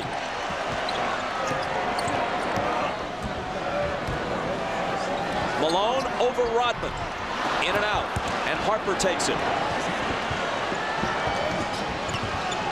Pippen to the hoop. Or hold. That's a combination of hoop and hold to the hool. Don't use that, Zeke. He went there too. He went any place he wanted to go and got the hoop. Who will score the next one? Hornacek has it. It'll be Stockton who has 15. What a great pass, Isaiah, on that give and go to the top. You fall asleep a little bit, and Hornacek finally gets off here with a layup. 0 for 4 in the first half. Now that's the Utah I know. Half-court execution, perfect screen, back-cut layup. That's the way they need to play in order to win this game. Harper into the lane. Tried to find Rodman, poked away to Pippen, and his 3 is no good. Rodman with board position.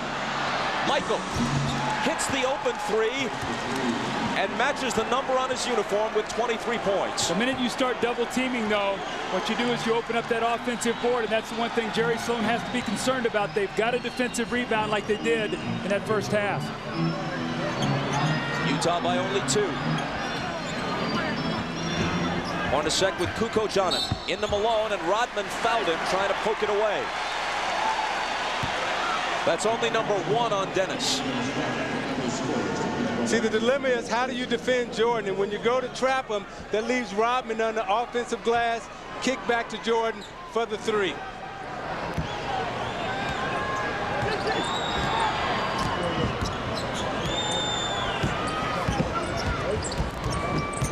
Stockton hounded by Harper. To Malone, who wants to work on Rodman. Can't hit it. And Russell can't control the rebound. It belongs to Chicago.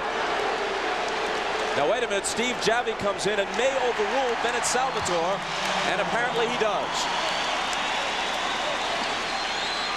Karl Malone using his superior strength, and Dennis Rodman does a good job forcing him to take a tough shot. Stockton takes the inbound, but Harper cuts him off.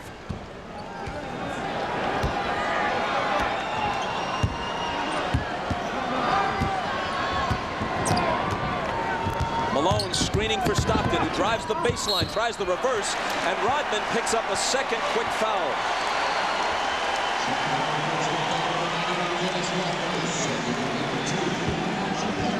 Now you watch Rodman, who's playing with a very tender thumb, and you see Malone comes over and whacks him on that thumb, and gets to the other end, and you see him still shaking it, and it's hurting. And anytime you wear any type of Band-Aid or any type of tape on your finger, that's a sign and that's a signal for the other team to just take a whack at that hand. So anytime Malone or Foster or Russell get a chance, they're going to whack that thumb. Stockton hits them both. Stockton playing in his 142nd career playoff game. No one has ever played in as many without winning an NBA title. And Malone not far behind in that category. Kukoc looking for help. 5 on the 24. Dribbles it off his foot. And Russell, battling for the loose ball, comes up with it. Pull-up jumper.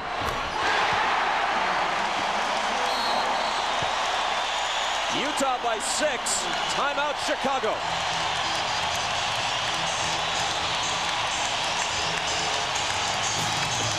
These are the kind of plays that win basketball games for you. Tony Kukoc off his foot. He reaches down for the ball.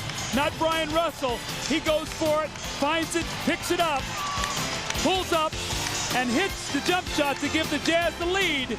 You're watching the NBA on NBC. Miller Genuine Draft presents even more basketball. Now, Michael Jordan had a great first half. You see he's not double teamed, so he's able to elevate over a smaller Hornacek, come back, elevates over a smaller Isley, and then he gets it in the post over Shandon Anderson. Utah is failing to double team him. He says, okay, I'll make you pay. He dropped 20 in the first half on him. You see what he's doing round by round. If they fail to double team Michael Jordan, then he's gonna keep making them pay.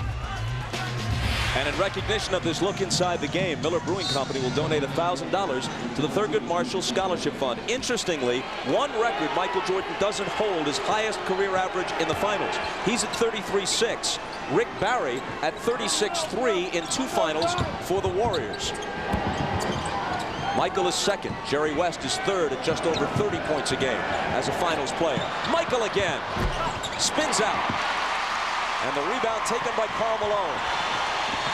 Stockton to the front court. Harper again on him.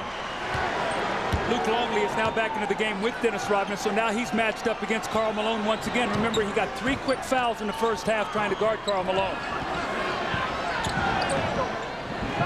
Here's Foster, deals to Russell, drives on Pippen, and hits a tough hoop.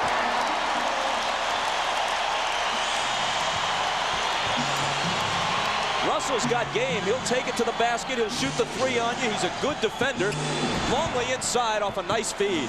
See, when you come to double Michael Jordan with size, that time Foster came to double team. Luke Longley followed him right to the basket and got the easy layup. Well, Jerry Sloan's not happy because Karl Malone's supposed to pick up that cutter and did not do it. Longley's first basket. Malone over Longley. Rodman has the rebound. Trying to play through some pain. There's no question that thumb is bothering him. Chicago has baited Karl Malone into a jump shooting game. He must get back into the post. Jordan, turnaround on Hornacek. Rebound Longley, and there's the follow. So Longley with a contribution here, midway through the third. Isaiah, I agree with you. They've got to establish Karl Malone down in that paint. That's where he's lived all season long, and he's been a jump shooter the entire night. Stockton to Foster, who hits the jumper. See, the way they started the game the first half running, I don't know if Karl Malone lost his rhythm and they played him out of the game. Now he's got to try to get back involved. Longley drops it off for the driving Pippen, who had to change the shot, but was good enough to do it.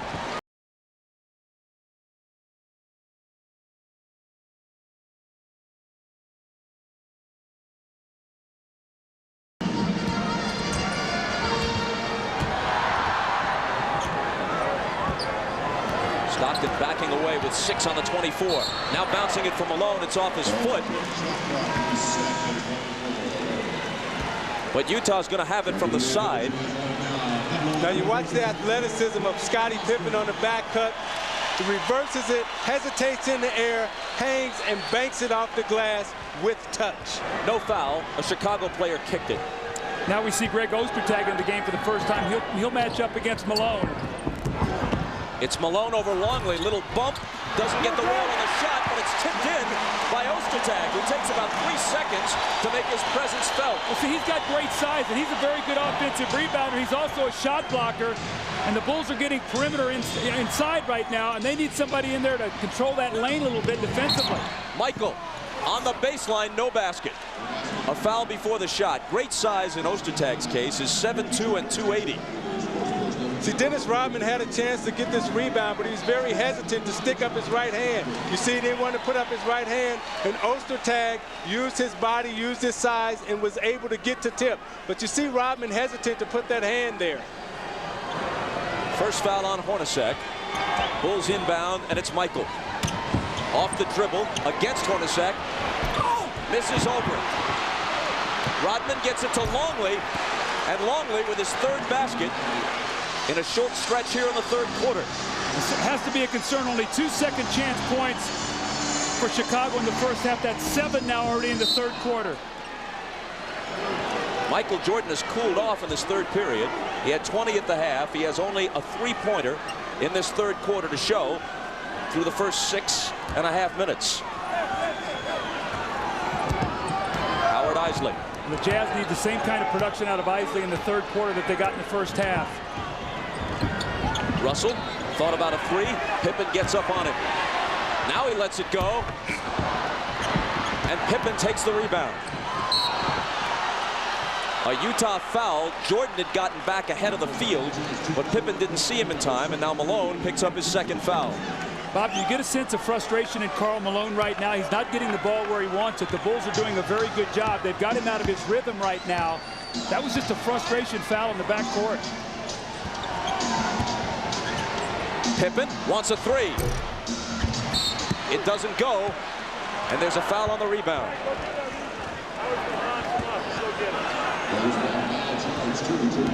Howard Isley picks up his 2nd.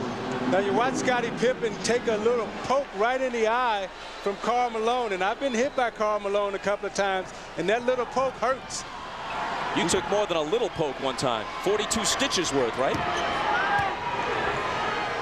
Bob, you are correct, sir.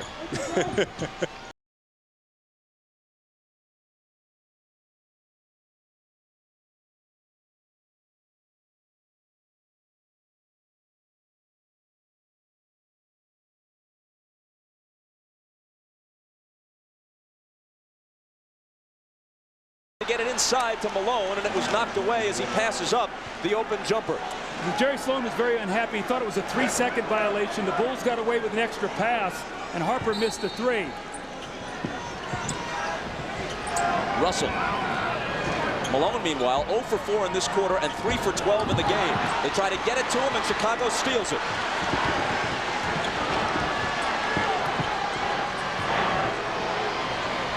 Bulls trail by 4. Pippen has trouble with the pass, recovers it, then stepped out of bounds.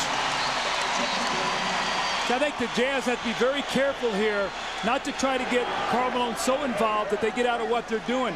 Howard Isley passed up an open jump shot on the break. That time, Isaiah, he tried to force one that just wasn't there, that was picked off. Isley drives by Harper, shoots on the run, and banks it in. That's a great shot by Howard Isley. It's a floater right before the defender gets there, so it keeps the defender off balance, and he really doesn't know when to jump. Pippen from Jordan tried to hang in the air to finish it. As it was, he drew the foul. Now you watch Isley on the little floater. He shoots it right before the defender gets there, so the defender is off balance and doesn't know when to jump, how to block it. The hesitation, the little floater, that's the old Detroit move that Jalen Rose uses, Vashawn Leonard. They all played on the same high school team, and they all used that same move going to the basket. Foul on Ostertag was his first. Pippen hit the first. And now the second. Scotty has 14. If they go back to that sideline screen roll, Dennis Rodman is the guy that's in rotation. He was slow getting there the last time. Russell to Malone. He takes it to the basket and scores around Longley. Trying to get himself untracked offensively here. That was great ball movement, and Karl Malone did the right thing. Drive it to the front of the rim and score.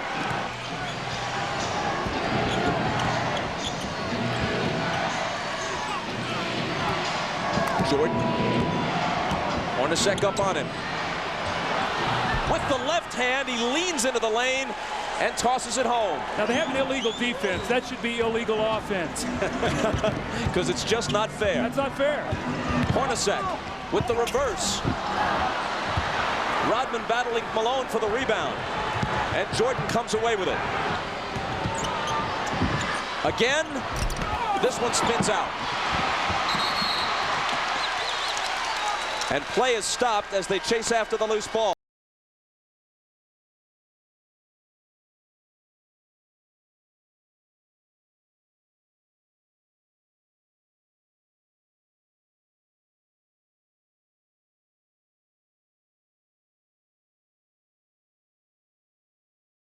Roaster tag goes, uh-oh, and Michael lays it in with his left hand. How did he get from point A to point B like that? Well, you watch the long extension of the left hand finger roll. Harper, meanwhile, just picked up his second foul.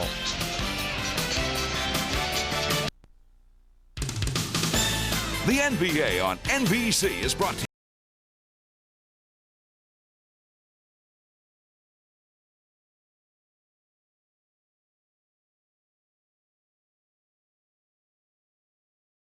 Engineered to be great cars. Now to disrupt the Jazz screen roll, Scottie Pippen is going to run off Brian Russell from the corner. You're going to see him. He's run off. Now he's going to try to recover. And when he does, Malone works right in behind him in the middle of the floor. They find him. He uses his quickness, drives it to the basket. He was 3 for 12 at that point in time, shooting mostly jump shots. You see very little in the paint. That time he did the smart thing, drove it right to the basket, used his quickness, and got the layup. Well, Bill Walton said earlier, part of the reason why Utah lost the final a year ago was that Malone became a jump shooter too often. Set play out of a timeout, realizing Michael Jordan overplays, pressure release, good backdoor pass to Jeff Hornacek, who makes a tough shot. And that was his first basket. Jordan, double team, gets it to Harper. Longley. Ostertag collects the carom. Rodman all over him, but he gets it out to Isley. Bounces to Hornacek. 2 in a row for Jeff. You know, I can tell Jeff Hornacek is really struggling with that Achilles because he can't get any lift. And when he goes in and make the layups, he's barely getting off the floor, but he's gutsy tonight. Utah by 8, matching their biggest lead. Pippen hits a 2-point bucket, just a step inside the line to cut it to 6. And Scotty has 16. Half of them in this period.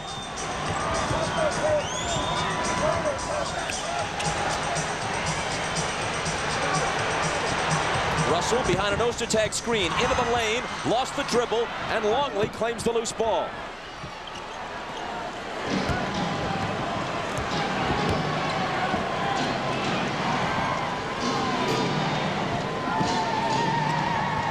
Pippen behind the Longley screen, fires a 3 and misses it. Rebound Brian Russell.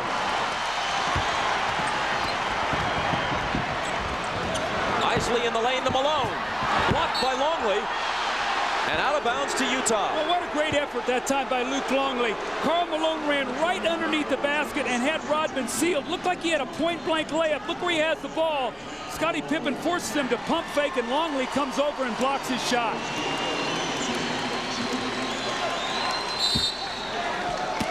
Antoine Carr back in.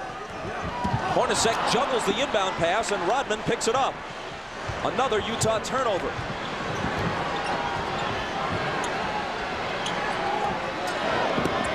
Longley against Ostertag. Pippen, head fake on Russell. Longley has it back, but a whistle before the shot and a 3-second violation. Jerry Sloan was pleading for it from the Utah bench and finally got it. Yeah, they caught Dennis Rodman in the 3 seconds, waiting for an offensive rebound. A lot of times Dennis will just run in there and stand. But Doug, I get the feeling that Chicago is just trying to hang around until the last 5 minutes of the game, and hopefully Michael Jordan can take them home. Well, they trail by 8. As Russell connects. Bob, set play to get a 2-for-1 possession. About 3-second differential on the clock. Game clock, shot clock. Chicago can pretty much hold it for the last one. Just a slight overlap. Pippen finds Kukoc alone for 3. Can't ask for a better look. Hornacek now has 3 seconds to half court where he flings it and almost connected.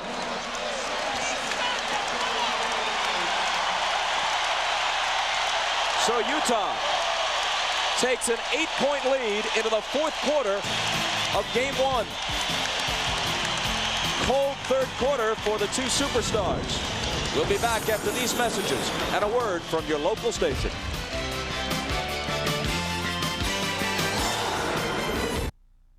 This copyrighted telecast of the National Basketball Association may not be retransmitted, reproduced, or rebroadcast without the express written consent of the NBA. Entering the final 12 minutes of regulation, Utah leads it by 8. Only once in the 6 final games a year ago did the Jazz manage as many as 90 points against the Bulls. That was in Game 3, the first game here at the Delta Center, when they got back into the series with a 104-93 victory. Bob, a big risk here that Phil Jackson's taking. He's resting both Scottie Pippen and Michael Jordan at the same time. Has a lineup out there that's going to have a difficult time scoring, and they're down 8. Through 3 quarters, both Pippen and Jordan had played 33 of 36 minutes. So they need a breather, and Kukoc gives them the offense that had been missing from him through most of the game. He's now just 3 of 10 from the floor with 6 points. And right now it's the bench against the bench. You got Stockton and Malone out of the game, Pippen and Jordan out of the game. So we'll see who will win the battle of the benches right here. Russell behind the screen from Carr takes a leaner, and the bank is open for him. That's one of those when you're playing against him, you make him call that one. Otherwise, he can't get an H on you.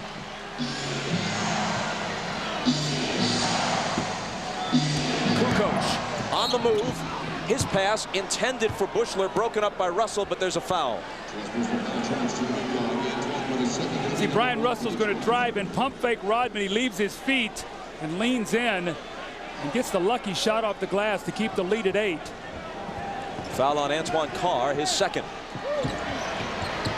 Burrell from Kerr overshoots it. Burrell concluded the regular season and began the playoffs shooting the ball very well. Had a 23-point game in round 1 against the Nets, but since then his shooting touch has completely deserted him. Well, Burrell is not a spot-up shooter. He's a streaky rhythm shooter, and he needs touches to get his rhythm. He's not a guy that can just come in like a Steve Kerr and just nail one. Here he comes up with a steal. Ostertag poked it away from Rodman, but to Steve Kerr.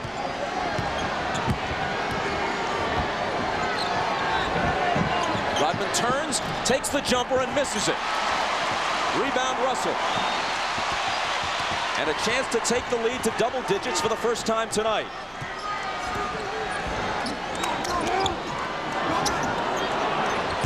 Carr, Rodman picks him up on a switch.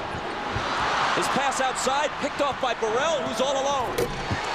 The steal and the hoop as he cut in front of Russell. And Utah wants a timeout. Now remember, Burrell is streaky, and this is the type of play that will get him going. Streaky players need to get in their rhythm, and the slam dunk like this makes him feel more confident about himself.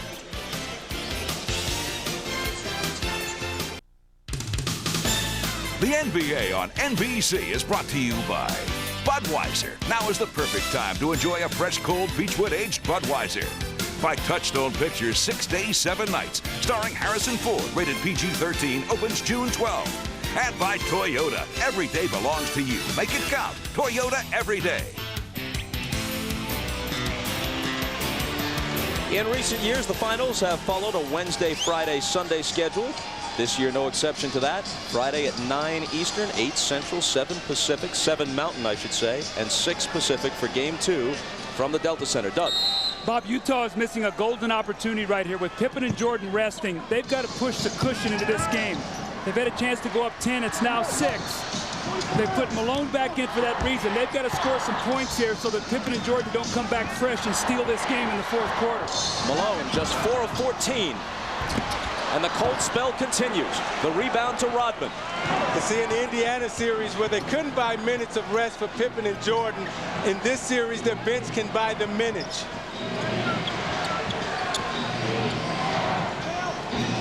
Here's Burrell, and now Kerr. Kukoc with 5 on the 24. Burrell fires a 3 and misses it. The rebound to Ostertag, who has given them a decent contribution here.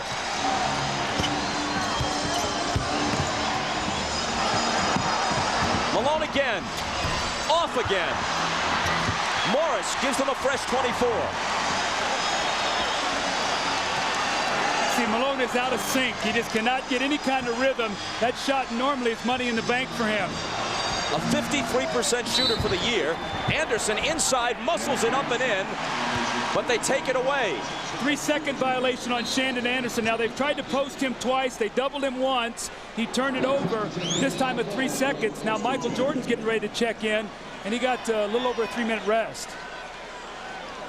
Karl Malone, his actual rest in terms of real-world minutes, 10.5.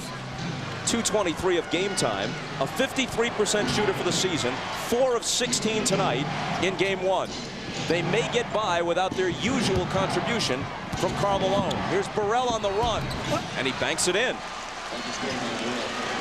Can you get a sense that Delta Center right now is just really uneasy? Although they're leading the basketball game, they've seen this before from Chicago. Malone, 4 of 17. See, I think he lost his rhythm at the start of this game. When you're a post-up player, you need touches early to get your rhythm. Burrell, he's not shy, but he misses it long. Isley from Stockton. And a whistle as they try to lob it to Malone. 3-second violation once again. Malone is trying to post up in there, and they're very slow getting the ball to the corner. As they're normally on transition, they swing this ball to the corner. Malone seals his man. They throw right over the top, but they can't get the ball to the corner until it's too late. Rodman does a good job locking him up, but that time he's been in the lane too long. And now Michael Jordan's back in the game, fully rested. Shandon Anderson is on him. Morris over for help. Michael spins, throws up a wild reverse, no good, and Malone clears the boards. Here's Stockton. Isley open for 3. Just short. Flat-footed rebound to Rodman in the lane. That could have been a huge basket for the Jazz. Now Kerr's out on the floor, so if you double team, he's a 3-point shooter. Stockton's got to be more aware of him. Michael is fouled before the shot. Anderson got him.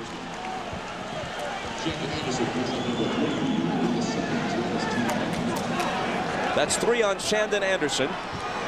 See, Michael got actually over 13 minutes actual rest, only missed a little over 4 minutes of the game. Stockton up on Kerr. Kukoc from Rodman. Missed it badly. Stockton has the rebound. Ahead to Anderson, and he lost it. 6 minutes and 59 seconds to play in the 4th, and it's still a 4-point game. Well, this is not the way Karl Malone wanted to start Game 1 of the NBA Finals. He's had a miserable shooting night. Squares up Luke Longley, misses the jump shot. Gonna post up Dennis Rodman, fade away, missed a jump shot. And again, stepping out and missing about the 17-foot jump shot. And you're going to see the Bulls have done an excellent job. All of his jump shots on the perimeter, only 1 of 9 in the second half. He averaged 30 points a game in the conference finals against the Lakers, averaged 27 a game for the season. If Utah wins this game, he can probably shake it off. It wouldn't have cost his team anything, and he can attribute it to rust or just a bad night. But if they lose this game, and he thinks back to what happened in some of the crucial moments last year in the finals, it might get to him. Longley's shot was halfway down, but wouldn't fall, and Malone takes the rebound. Interesting, Isley's still on the floor with Stockton. Russell for 3, way short. Chases down his own rebound, and can't hit. Now this is danger time for Utah, because at the end of the game, in the closing moment, Chicago has 3 players that can get their own shot off the dribble, and Utah only has 1 in Malone. Kukoc swings it to Longley. Outside Kerr, splits the defense, but trying to get rid of it to Kukoc, has it picked off by Russell. Ahead to Stockton, now Malone.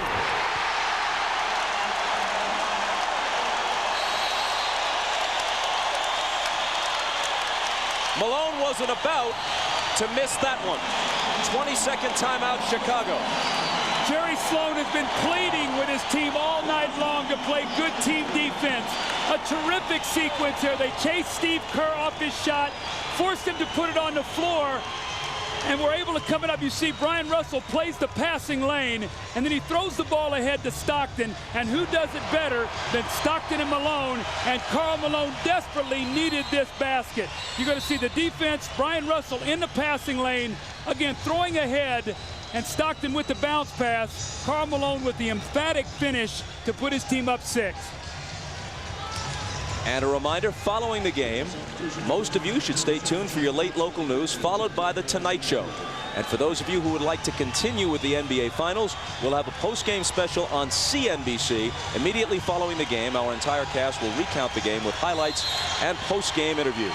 Bob, you can see the last few possessions, the guy who's had the open shot has been Luke Longley. Ostertag is the guy helping off.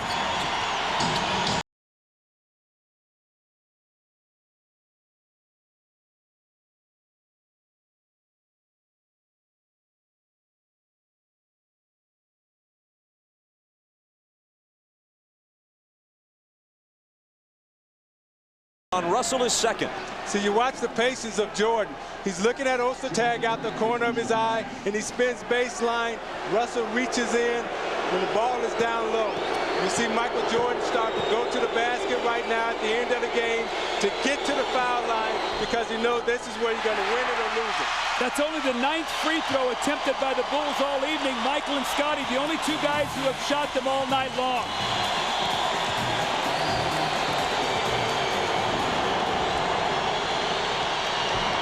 Michael makes 1 of 2, just 6 points so far in the second half, after a 20-point outburst in the first 24 minutes. And during that free throw, Pippen talked to Steve Kerr, and I read his lips, and he told him that, Steve, if you're open, knock it down.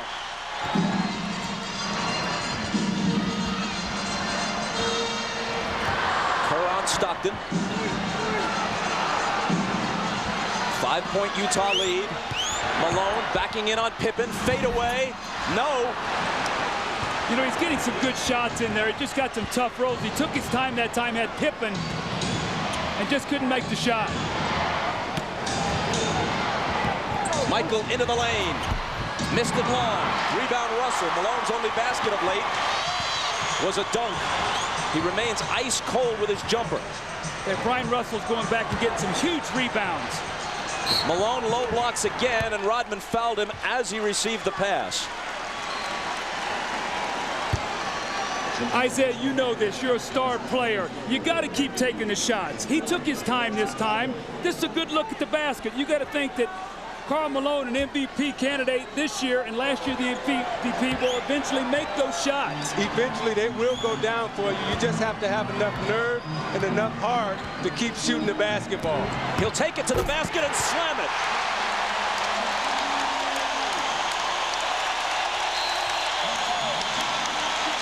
Utah by 7. 4:38 remaining in the fourth. Bob, you said at the start of the game, you said, Doug, the simple play, screen and roll. Who does it better? Stockton and Malone. The last two baskets that Karl Malone has gotten have been slam dunks from John Stockton. He reads it, no weak side rotation. And Malone does what he's supposed to do, finish it. And you're watching the NBA on NBC. You read the defense. Here's Michael Jordan. He's worried he's got a three-point shooter right here. So they step up and they run screen roll. Malone steps back, and Michael's slow in his rotation. He's worried about Russell. Nobody on the weak side steps up, and Malone with the powerful finish. The eyes of the point guard, Isaiah. I know you love that. I do love that because he's getting his big fella involved. He understands that Karl Malone is struggling, and he's gave him 2 dunks. Down by 7, here come the Bulls. Quick pass to Longley inside from Kerr, and Longley is fouled. Conventional wisdom coming into this series was that if Chicago was to get a split, which is pretty much what they seek in the first 2 games in Utah, their most likely victory would come in game 1. Of course, in sports, conventional wisdom changes moment to moment. It's possible that Utah will win game 1 with their best player, Karl Malone, having a decidedly off night. He does have 11 rebounds with 15 points, but he shot just 6 of 20. Hey, Luke.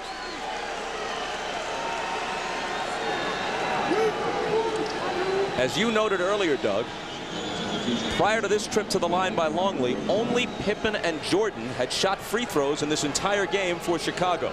Kukoc out, Rodman back in. And Longley is a 90% free throw shooter, so it's vital that your big guy, if you're going to take a hard foul underneath the basket, can step up and make free throws.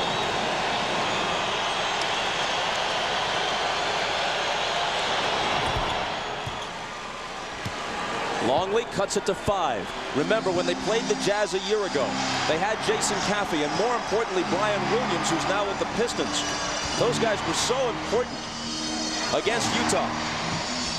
They don't have that kind of depth and front court strength this time around. See Scottie Pippen trying to chase him out of the double team by running at the ball. Chris Morris off the glass and good. We move inside 4 minutes. Utah by 7.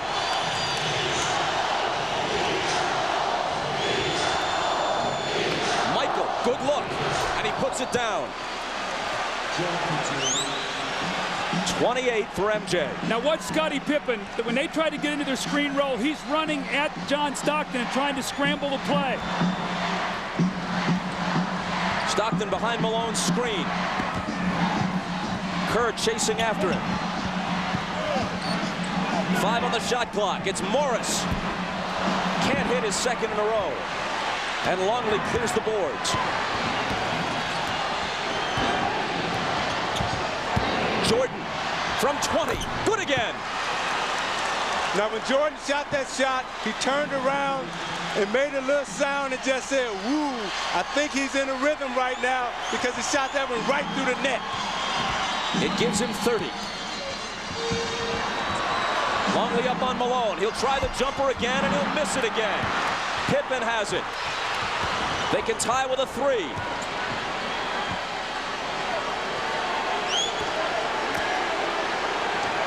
Jordan just screamed at Pippen. He wants the basketball.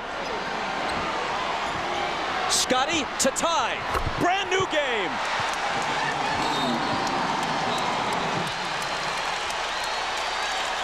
See, this is the moment Chicago was waiting for. They just wanted to hang around and stay close. They got people at the end of the game who can get their own shot off the dribble. You see Jordan here off the screen and roll, jumps up, takes the shot. Look at his face as he turns around. He say, I'm feeling good right now. He's coming back down the court. Next time, said, okay, Scottie, your turn. Batman and Robin, let's step up. What you gonna do for me?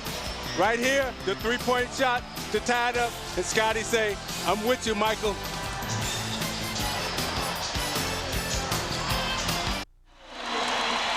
You watch Michael Jordan right here.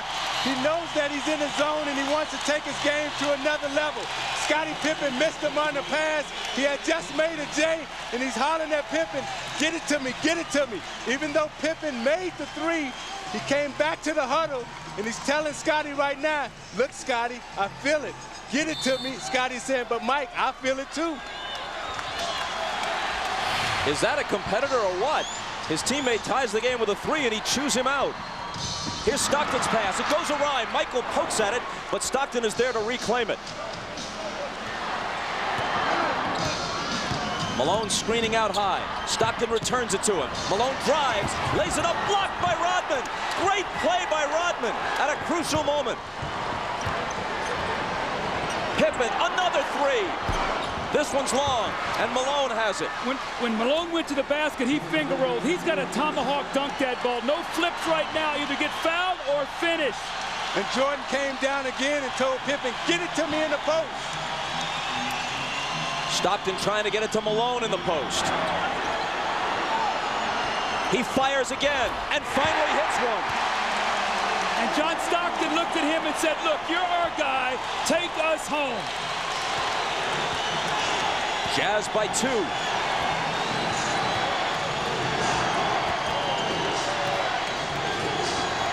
Rodman out to Pippen and Michael. Against Russell, looking to tie it. Can't. Rebound Malone.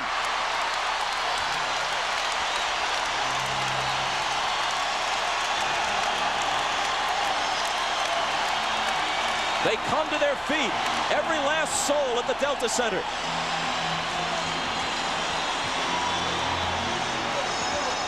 Stockton. Shot clock winding down. Malone has to. 2 in a row. And what a time to come alive.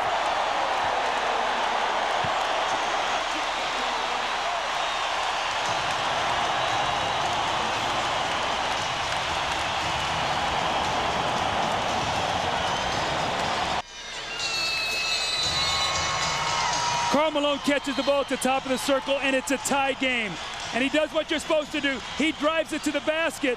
It looks like he's going to finish strong, and at the last moment, he flips it at the basket, and Rodman comes up with a huge block.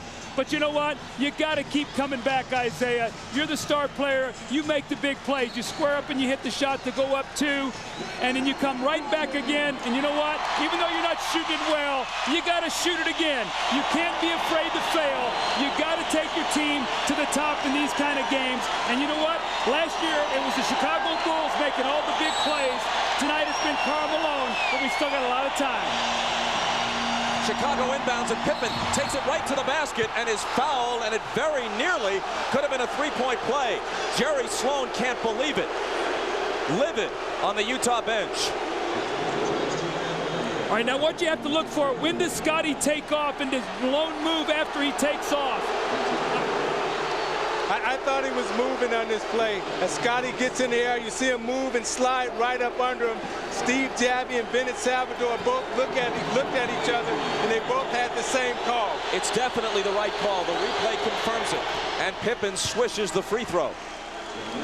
But see, there's still a ton of time right now, and interestingly enough, Jerry Sloan is coming back with Hornacek, who sat for a long time, so he's coming in for Brian Russell. The reason is because he's a very good open shooter if they're going to scramble the floor, and he's also a great free throw shooter. The foul on Malone was his 3rd. Utah is over the limit. The Bulls have a foul to give here in the last 2 minutes. And Chicago is right where they want to be.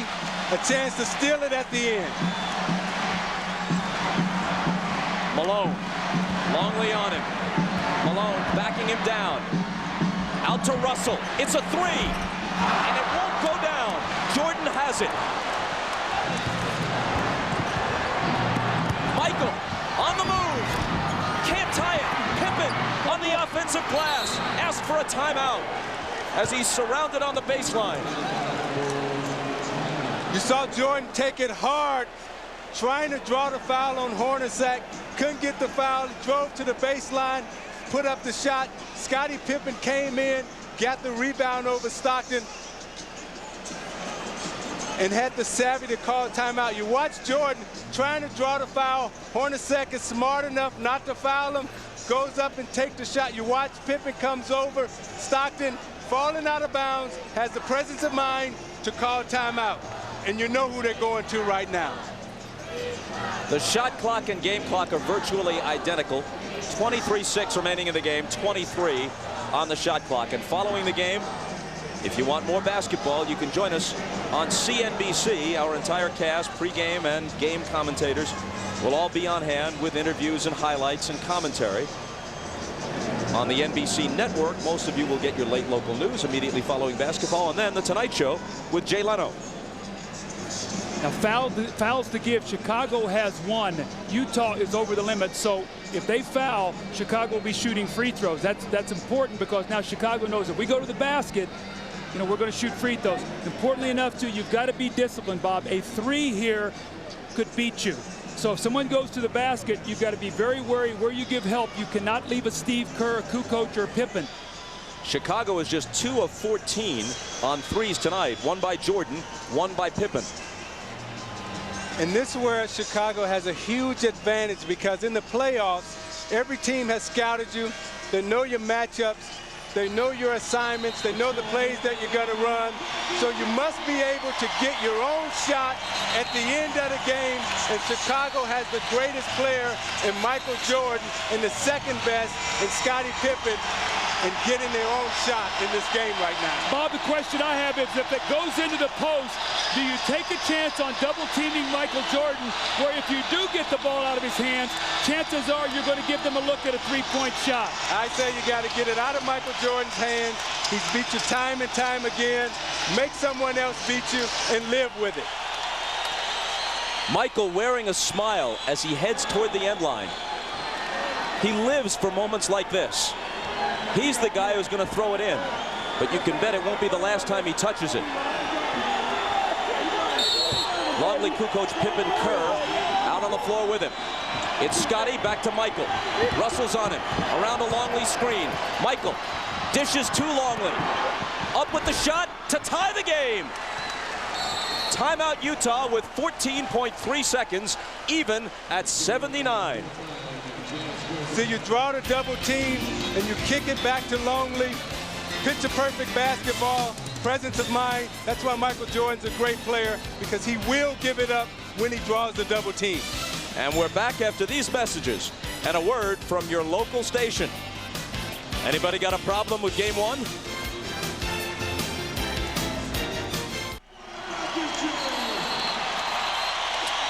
Michael Jordan makes a great pass to Luke Longley. Remember, he trusted him in Indiana and he hit a big shot.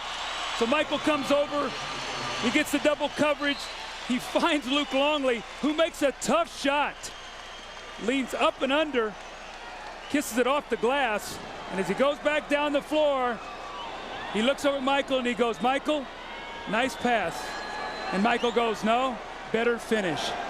Saddled with fouls early, Longley comes on in the second half. 10 points, 5 rebounds. He shot 4 of 6. Now remember, Chicago has a foul to give. Into Stockton. And you see Michael guarding Stockton. Inside 10 seconds. And there's the foul. It won't cost Chicago. It's on Jordan. 6.9 seconds. Now let's see if Utah wants a timeout. Interestingly enough, they got Pippen on Malone and Jordan on Stockton. Those are the two best defenders with the most speed. And if there is a pick and roll, don't be surprised if they switch it. They add a few tenths of a second, bringing it back to 7.3.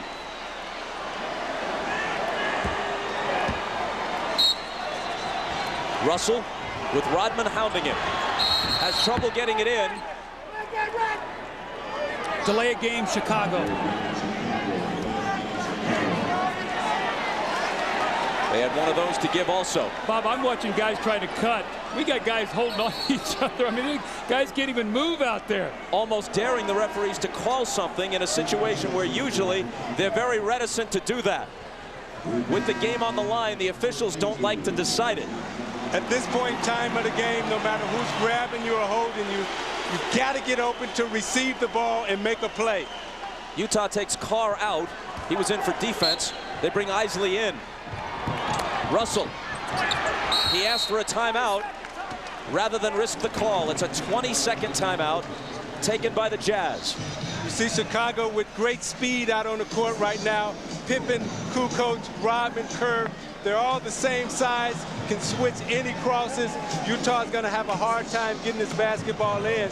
I would post Karl Malone right up underneath the basket and just throw it directly into him. Well, the one thing you tell your team, when you're throwing that ball in from the sideline, you do not make a soft pass to the middle of the floor that can be picked off and go down and dunk the basketball. You've got to use composure. Someone's got to come to the ball. The worst thing that happens is you get the ball in and you don't get the shot that you want, but you go into overtime. But no soft floating passes to the middle of the floor. Each team has one timeout left now. Kukoc now has got to be very wary of Russell stepping in and receiving a pass back if he turns his back.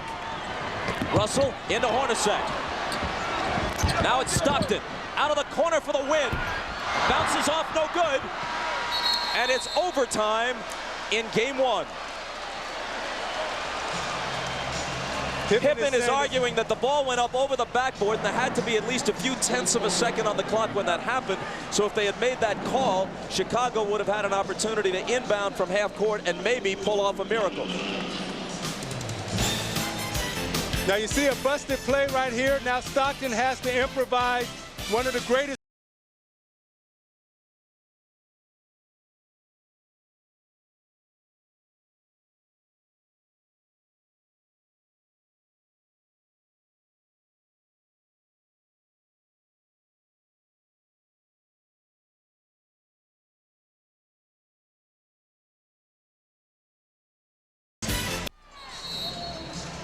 The Bulls do an excellent job here of chasing the Jazz out of what they want to do, and Hornacek's going to wrap around and he's going to catch the ball. And I really believe if he were healthy here, he would take his time. He's got a size advantage over Steve Kerr. He really gave the ball up quickly and forced John Stockton to take a tough shot. It almost went in, but you almost get a sense in this building that there was sort of the air went out when Stockton's shot did not go in. Let's go over to Jim Gray, who's near the Utah bench. But Doug, you may be exactly right, because that's what Jerry Sloan just told his guys during that after regulation right there. He said, hey guys, pick your heads up. This game is not over. We've got 5 minutes to play. Let's get some energy back. This isn't the end of the world. The game is still tied. See if we can regroup, get some energy, give it all you got. These 5 minutes is very important. Bob? For whatever this may be worth, the road team has won the last 6 overtimes in the finals. Last time a home team won an overtime game in the final round was the Celtics in Game 2 at Boston Garden against the Lakers in 1984. That was the Gerald Henderson steal game. Now in overtime, this is where conditioning becomes a big factor. Utah had the layoff, but were they able to stay in shape? Were they able to condition their bodies to go the length and to go the distance? Utah led by 7 with about 3.5 minutes to play, but the Bulls came back and forced overtime. Pippen. Rebound Russell. Here comes Hornacek.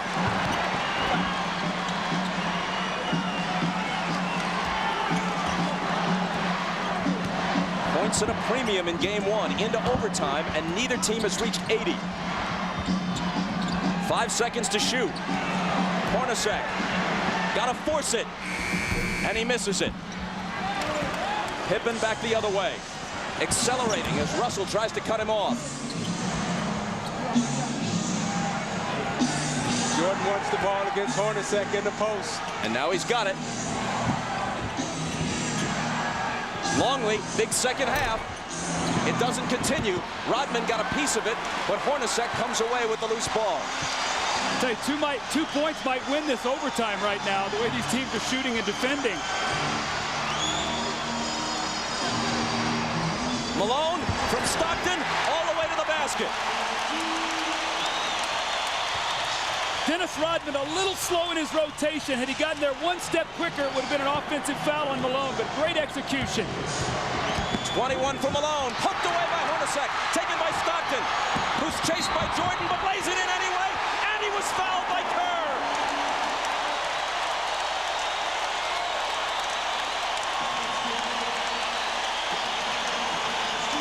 The screen roll once again.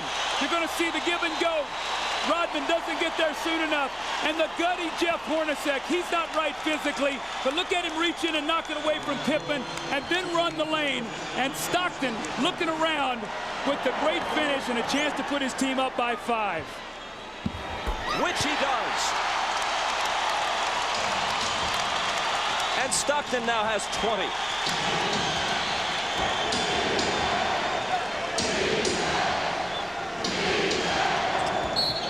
Michael is bumped by Russell. See, Bob, with Michael Jordan running that high screen roll with Ostertag, Stockton can't help because Steve Kerr is standing out there with his feet together. And if Stockton comes over, Michael will fan that ball out and Kerr will have a wide open three-pointer. Foul on Russell was his third. Each team with one foul in the overtime. Jordan to the basket and clobbered.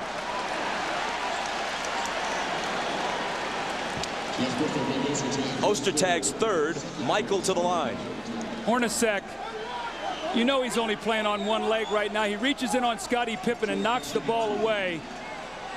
And the Jazz needed this desperately, a chance to get a little bit of a cushion. The concentration in the finish by Stockton.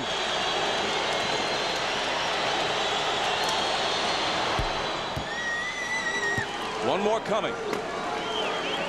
And a chance to bring the Bulls back to within 3 with 3:05 remaining in overtime.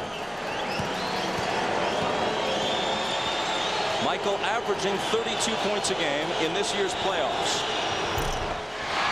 And stuck on 31 with that miss tonight. Let's see if they go once again to Stockton. Malone screen roll. Hornacek's the three-point shooter now.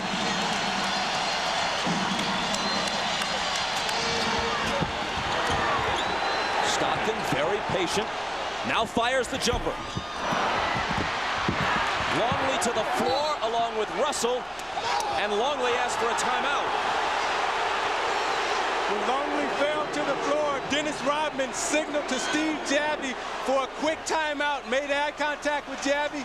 Javie gave him the timeout. See, Isaiah, I don't like this call at this stage of the game. I think you have to have clear possession. A lot of times what happens is guys start wrestling around and really nobody has the advantage. Let's see if Longley really has the advantage down there. See, I think he has the ball, and Rodman signaled for the timeout. He held it for a quick second, and then Russell put his hand in.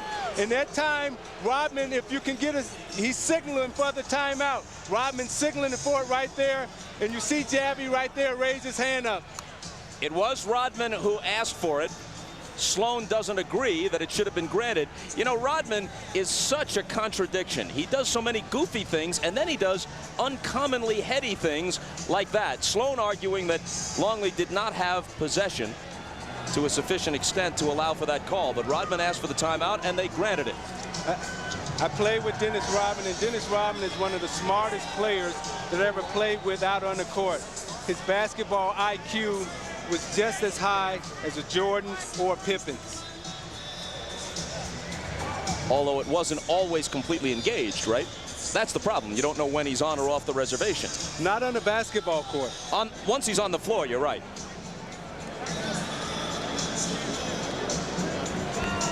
Here's Dennis Rodman right here, and he's going to be watching the action.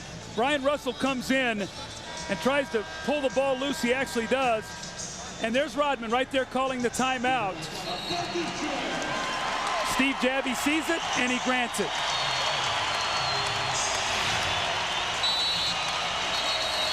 So now the Bulls have 2 timeouts remaining.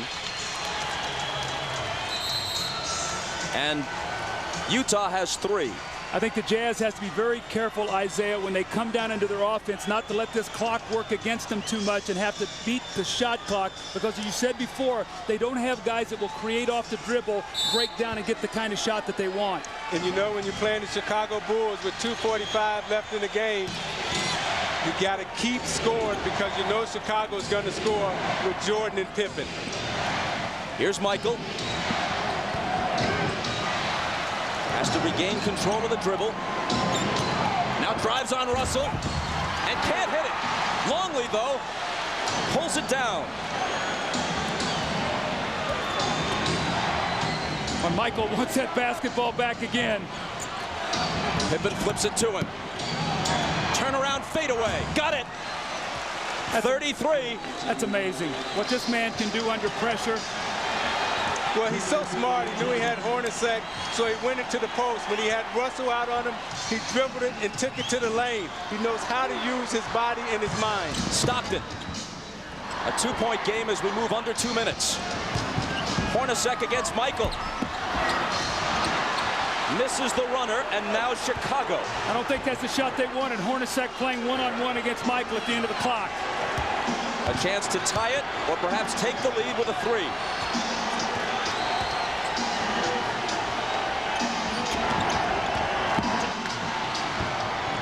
Five on the shot clock. It's going to be Michael. 2 seconds to shoot. He's not going to get it off. 24-second violation.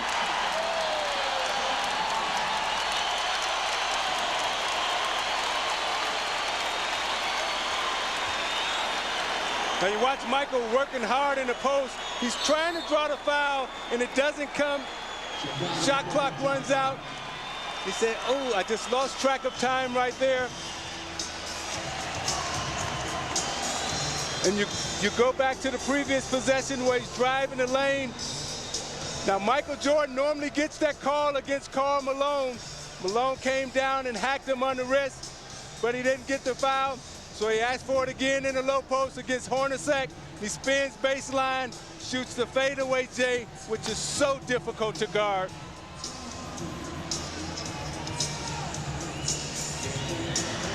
Tongue wagging to indicate that he's got it going on, but this last time, a rarity for him. He apparently lost track of just how much time was on the shot clock. He didn't have a good shot, but once it's down to a couple of seconds, you got to force it, which he would have done if he realized that there were that few ticks remaining. You know what I think happened on that play is Michael thought he had Brian Russell all alone, and as he was working him, at the last moment, Ostertag came over and got in his way in a double team, so Michael was going to try to step through, and once he did, the clock went off. So Ostertag really forced that violation with the double team. Now watch Ostertag come over. Look, Michael thinks he's got a one-on-one here. Right here is Ostertag. And at the last moment, he's going to come over as Michael lets everything clear. Michael's going to work his time here. Now here comes Ostertag. Now Michael says, I have no place to go. And at that point in time, it's too late. Steve Kerr, seated alongside Michael, has played the entire fourth quarter and the overtime rather than Ron Harper. That's because of his shooting. Because if they're going to double team in the post, you're going to stay with Steve Kerr. If he stands out 25 feet from the basket, they know he's hit big shots. Remember Game 6 last year, out of the double team, he hit the game winner.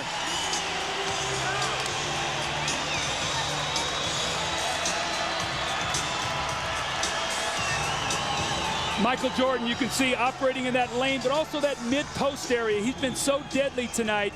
That little 16, 17-footer. Question you have here, Isaiah, can the Jazz score? Can they get a basket here? Because they need one with only a 2-point lead. They've got to score some points here. This is a huge possession for the Utah Jazz, and it will come down to execution. Stockton into the front court, guarded by Kerr. Malone has it bounce off his leg, loose ball. Bennett Salvatore blows the whistle, and there's a Chicago foul.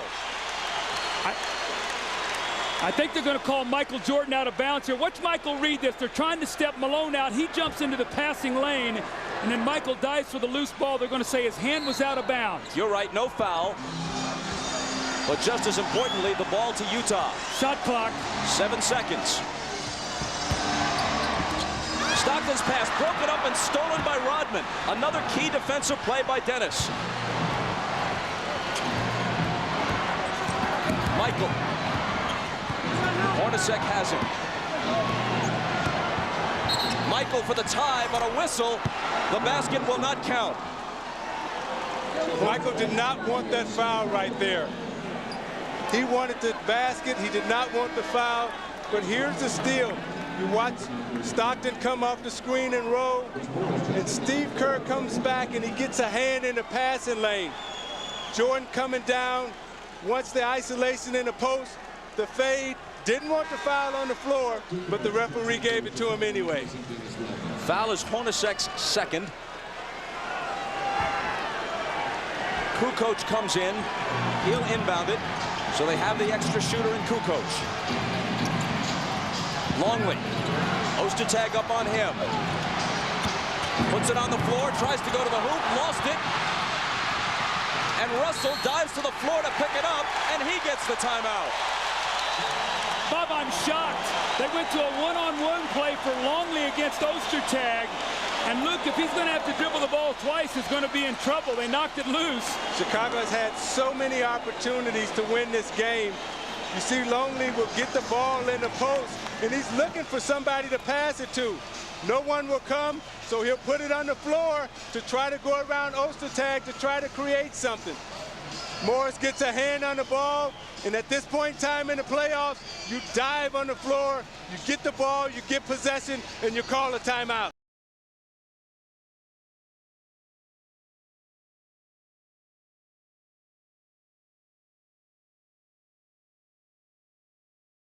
Differential on the shot clock. We see Brian Russell call timeout, so he makes the play that the Bulls made earlier in this overtime period. I thought Karl Malone kicked that basketball, and that should have been a violation. Well, Bob, there's a 4.4 differential right now. So if you're Chicago, do you feel like that you have enough time that you can let them use the clock, get a shot up, rebound it, still have enough time to get a timeout and move the basketball? That's a major question for Phil Jackson. He's got to decide what he wants to do here. Chicago has a foul to give. If Utah should commit a foul of any sort, the Bulls will be shooting the rest of the way. Let's see if we can get a look at what you were talking about so you can see if Malone does kick this ball. You see in the scramble for the ball, watch as it's rolling out of bounds. You'll see Malone go for it, and watch he kicks that basketball. I think that's inadvertent, though. They wouldn't call that. You have to stick your foot out and make an effort to do that. They would not call that. That was an inadvertent kick. That's a good no call. The Jazz still with 2 timeouts. Chicago down to 1. Now the Jazz will take this length of the floor to give them more room to get the ball in, because against Chicago, it's very difficult to get it in. Question again, does Phil Jackson take a foul, or do they play this out to the finish, hope they can stop him, get a rebound? I think you play it out. Malone throws it into Stockton.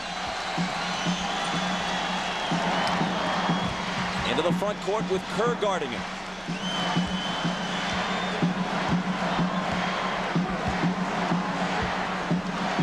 Chicago doesn't have to foul because of the overlap. It's Stockton on the run, and it's Utah by 4.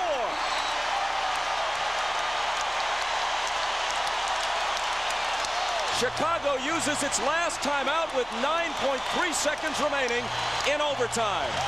You know what? That was good defense. The Bulls did a good job here. Steve Kerr fought over the top of that Isaiah, and you know what it was? It was better offense by a Hall of Fame player. Look at the shot that Stockton has to take. Kerr's got a hand in his face. He's on the move. That was just great offense by John Stockton. You can see they're going to stay with the screener. They're not going to trap it, and Stockton just makes a wonderful play when they most needed it. See, I have to ask myself this question. Why is Steve Kerr in the game right now guarding John Stockton when you have a better defender and Brown or Harper on the bench? Look at Jerry Sloan, the former Chicago Bull great. Now in his 10th year as the coach of the Jazz, the longest tenure of any present NBA coach. His reaction as Stockton gives them just a bit of breathing room. Let's see what happens. They're going to come over and run the screen roll, and they don't want to jump out and let Malone roll, so they stay with him.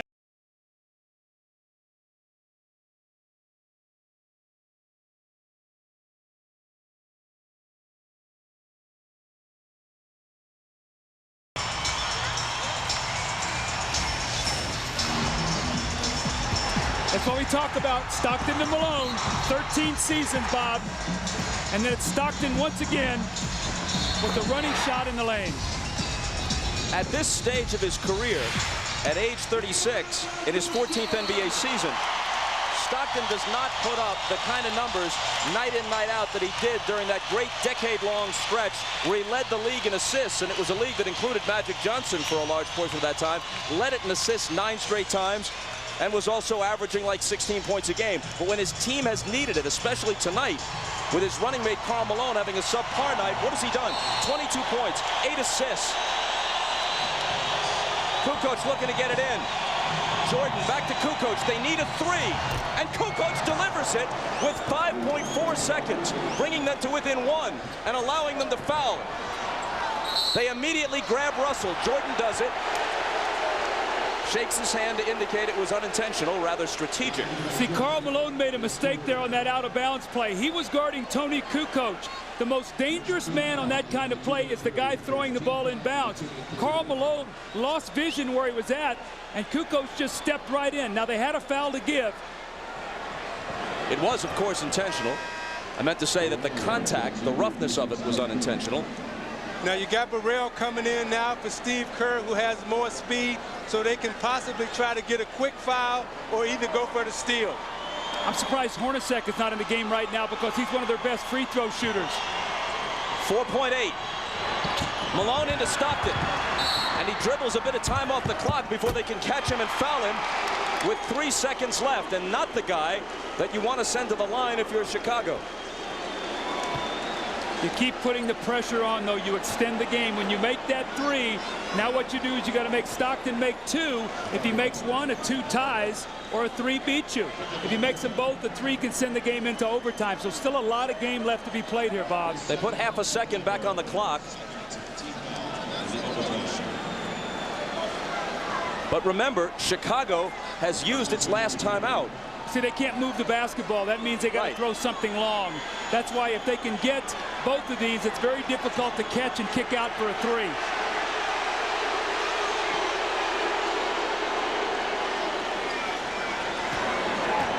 Stockton with 5 points in overtime. It rattles around and drops. Now what they'll do is they'll put Michael Jordan at the other end of the floor and they'll throw a home run play to him. He'll come to the sideline, catch it, and in one motion try to catch and shoot the three. Brian Russell's got to keep it out of his hands here. 3-point lead. Kukoc down to Michael with Russell on him. He tips it to Pippen. Can he beat the horn? He can, but he misses it. And game one goes to Utah in overtime. A game they had to sweat to win with their best player having a subpar night.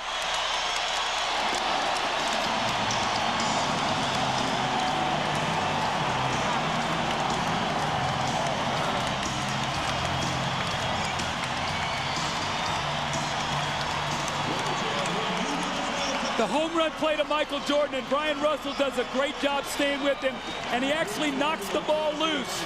And those loose, broken plays are what sometimes beat you. You see Longley tip it back to Pippen, and they chased him off his shot, made him take a tough one, never got into any kind of rhythm.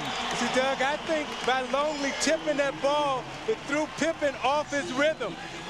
Consequently, he didn't get a good look at it, and that's what he's really frustrated about, because when Longley tipped it the second time, he wasn't able to get in his rhythm. Jim Gray is with Karl Malone. All right, thank you very much, Bob. Karl, you struggled tonight, 9 for 25, but you hit the two big ones there in regulation. You had a lot of guts going down there. How did you have the fortitude to take those shots? Well, I didn't have a good rhythm the whole night. I didn't shoot the ball really well, but they kept running my plays, and they said, hey, look, it's 48-minute ball game. So it's just one of those things where in the playoffs, sure, I would like to win and I would like to shoot good, but in the playoffs, I don't think it really matters what your shoot percentage are. If you have an opportunity to shoot some big shots, that's what it's about. But other guys did a great job. This right here, we knew this was going to be a tough game for us. We got to win. When you guys came back over to the bench after regulation, everybody was kind of down. Jerry Sloan said, hey, guys, pick it up. We got 5 minutes left to play. Were you guys down, and how devastating would it have been to lose, leading by 7 with 3.5 minutes to go? Well, we was down a little bit, but the thing about it, they're a great team, and you got to give them a lot of credit for that. And we knew that we had to fight our behinds off to get the lead, and then they came back, which championship teams do. But then in that overtime, we kind of got some baskets right off, and it was a great team effort. Like I said, I didn't have the game I wanted, but we won the ball game, and it's really neat. Will the rust be off Friday night for you? Excuse me? Will the rust be off Friday night? I hope it will. I hope it will. Congratulations, Karl. I'd like to send it over to Ahmad Rashad. All right, thanks, Jim. Somehow, John, you had the feeling that these games were going to be just like this one was tonight. Absolutely. They're a championship team, and we feel like we bring a tough game too. So I don't know. We had a couple nice leads there, and they just kept coming back. They're a true champion. We're going to have to play a lot better than we played tonight if we expect to try to win this thing. In a strategy like this, the visiting team always tries to come in and try to steal one, but you guys just would not let that happen. Well, we were fortunate. I thought we had some chances. I had a chance in regulation to make the shot, didn't do it. I didn't think we played terrifically in the overtime, but we just managed to eke it out. Carl had a tough night tonight, but everybody else stepped up, especially you. Well, they're going to try to stop Carl, just like we try to stop Michael. That's your first job. If you can do that, you have a good chance of beating any team. So other guys need to step up. Fortunately, a few shots fell tonight. All right, congratulations, and the battle has begun. Yes, it has. All right, thanks. Let's go back to Bob Costas. All right, Ahmad, the Bulls have now lost 4 straight road games in the playoffs, every one of them very close, and they trail this series 1-0. Friday at 9 Eastern, 6 Pacific. It's Game 2 of the NBA Finals from right here in the Delta Center in Salt Lake City. Coming up next, for most of you, your late local news, then an all-new Tonight Show with Jay Leno as Jay welcomes actress Sandra Bullock and Magic Johnson. And for those of you who'd like to continue with the NBA Finals, interviews and post-game activities will be available on CNBC immediately following these messages. For Isaiah Thomas, Doug Collins, Jim Gray, and Ahmad Rashad, I'm Bob Costas. Pretty good opening act for the 1998 NBA Finals, and this has been the NBA on NBC.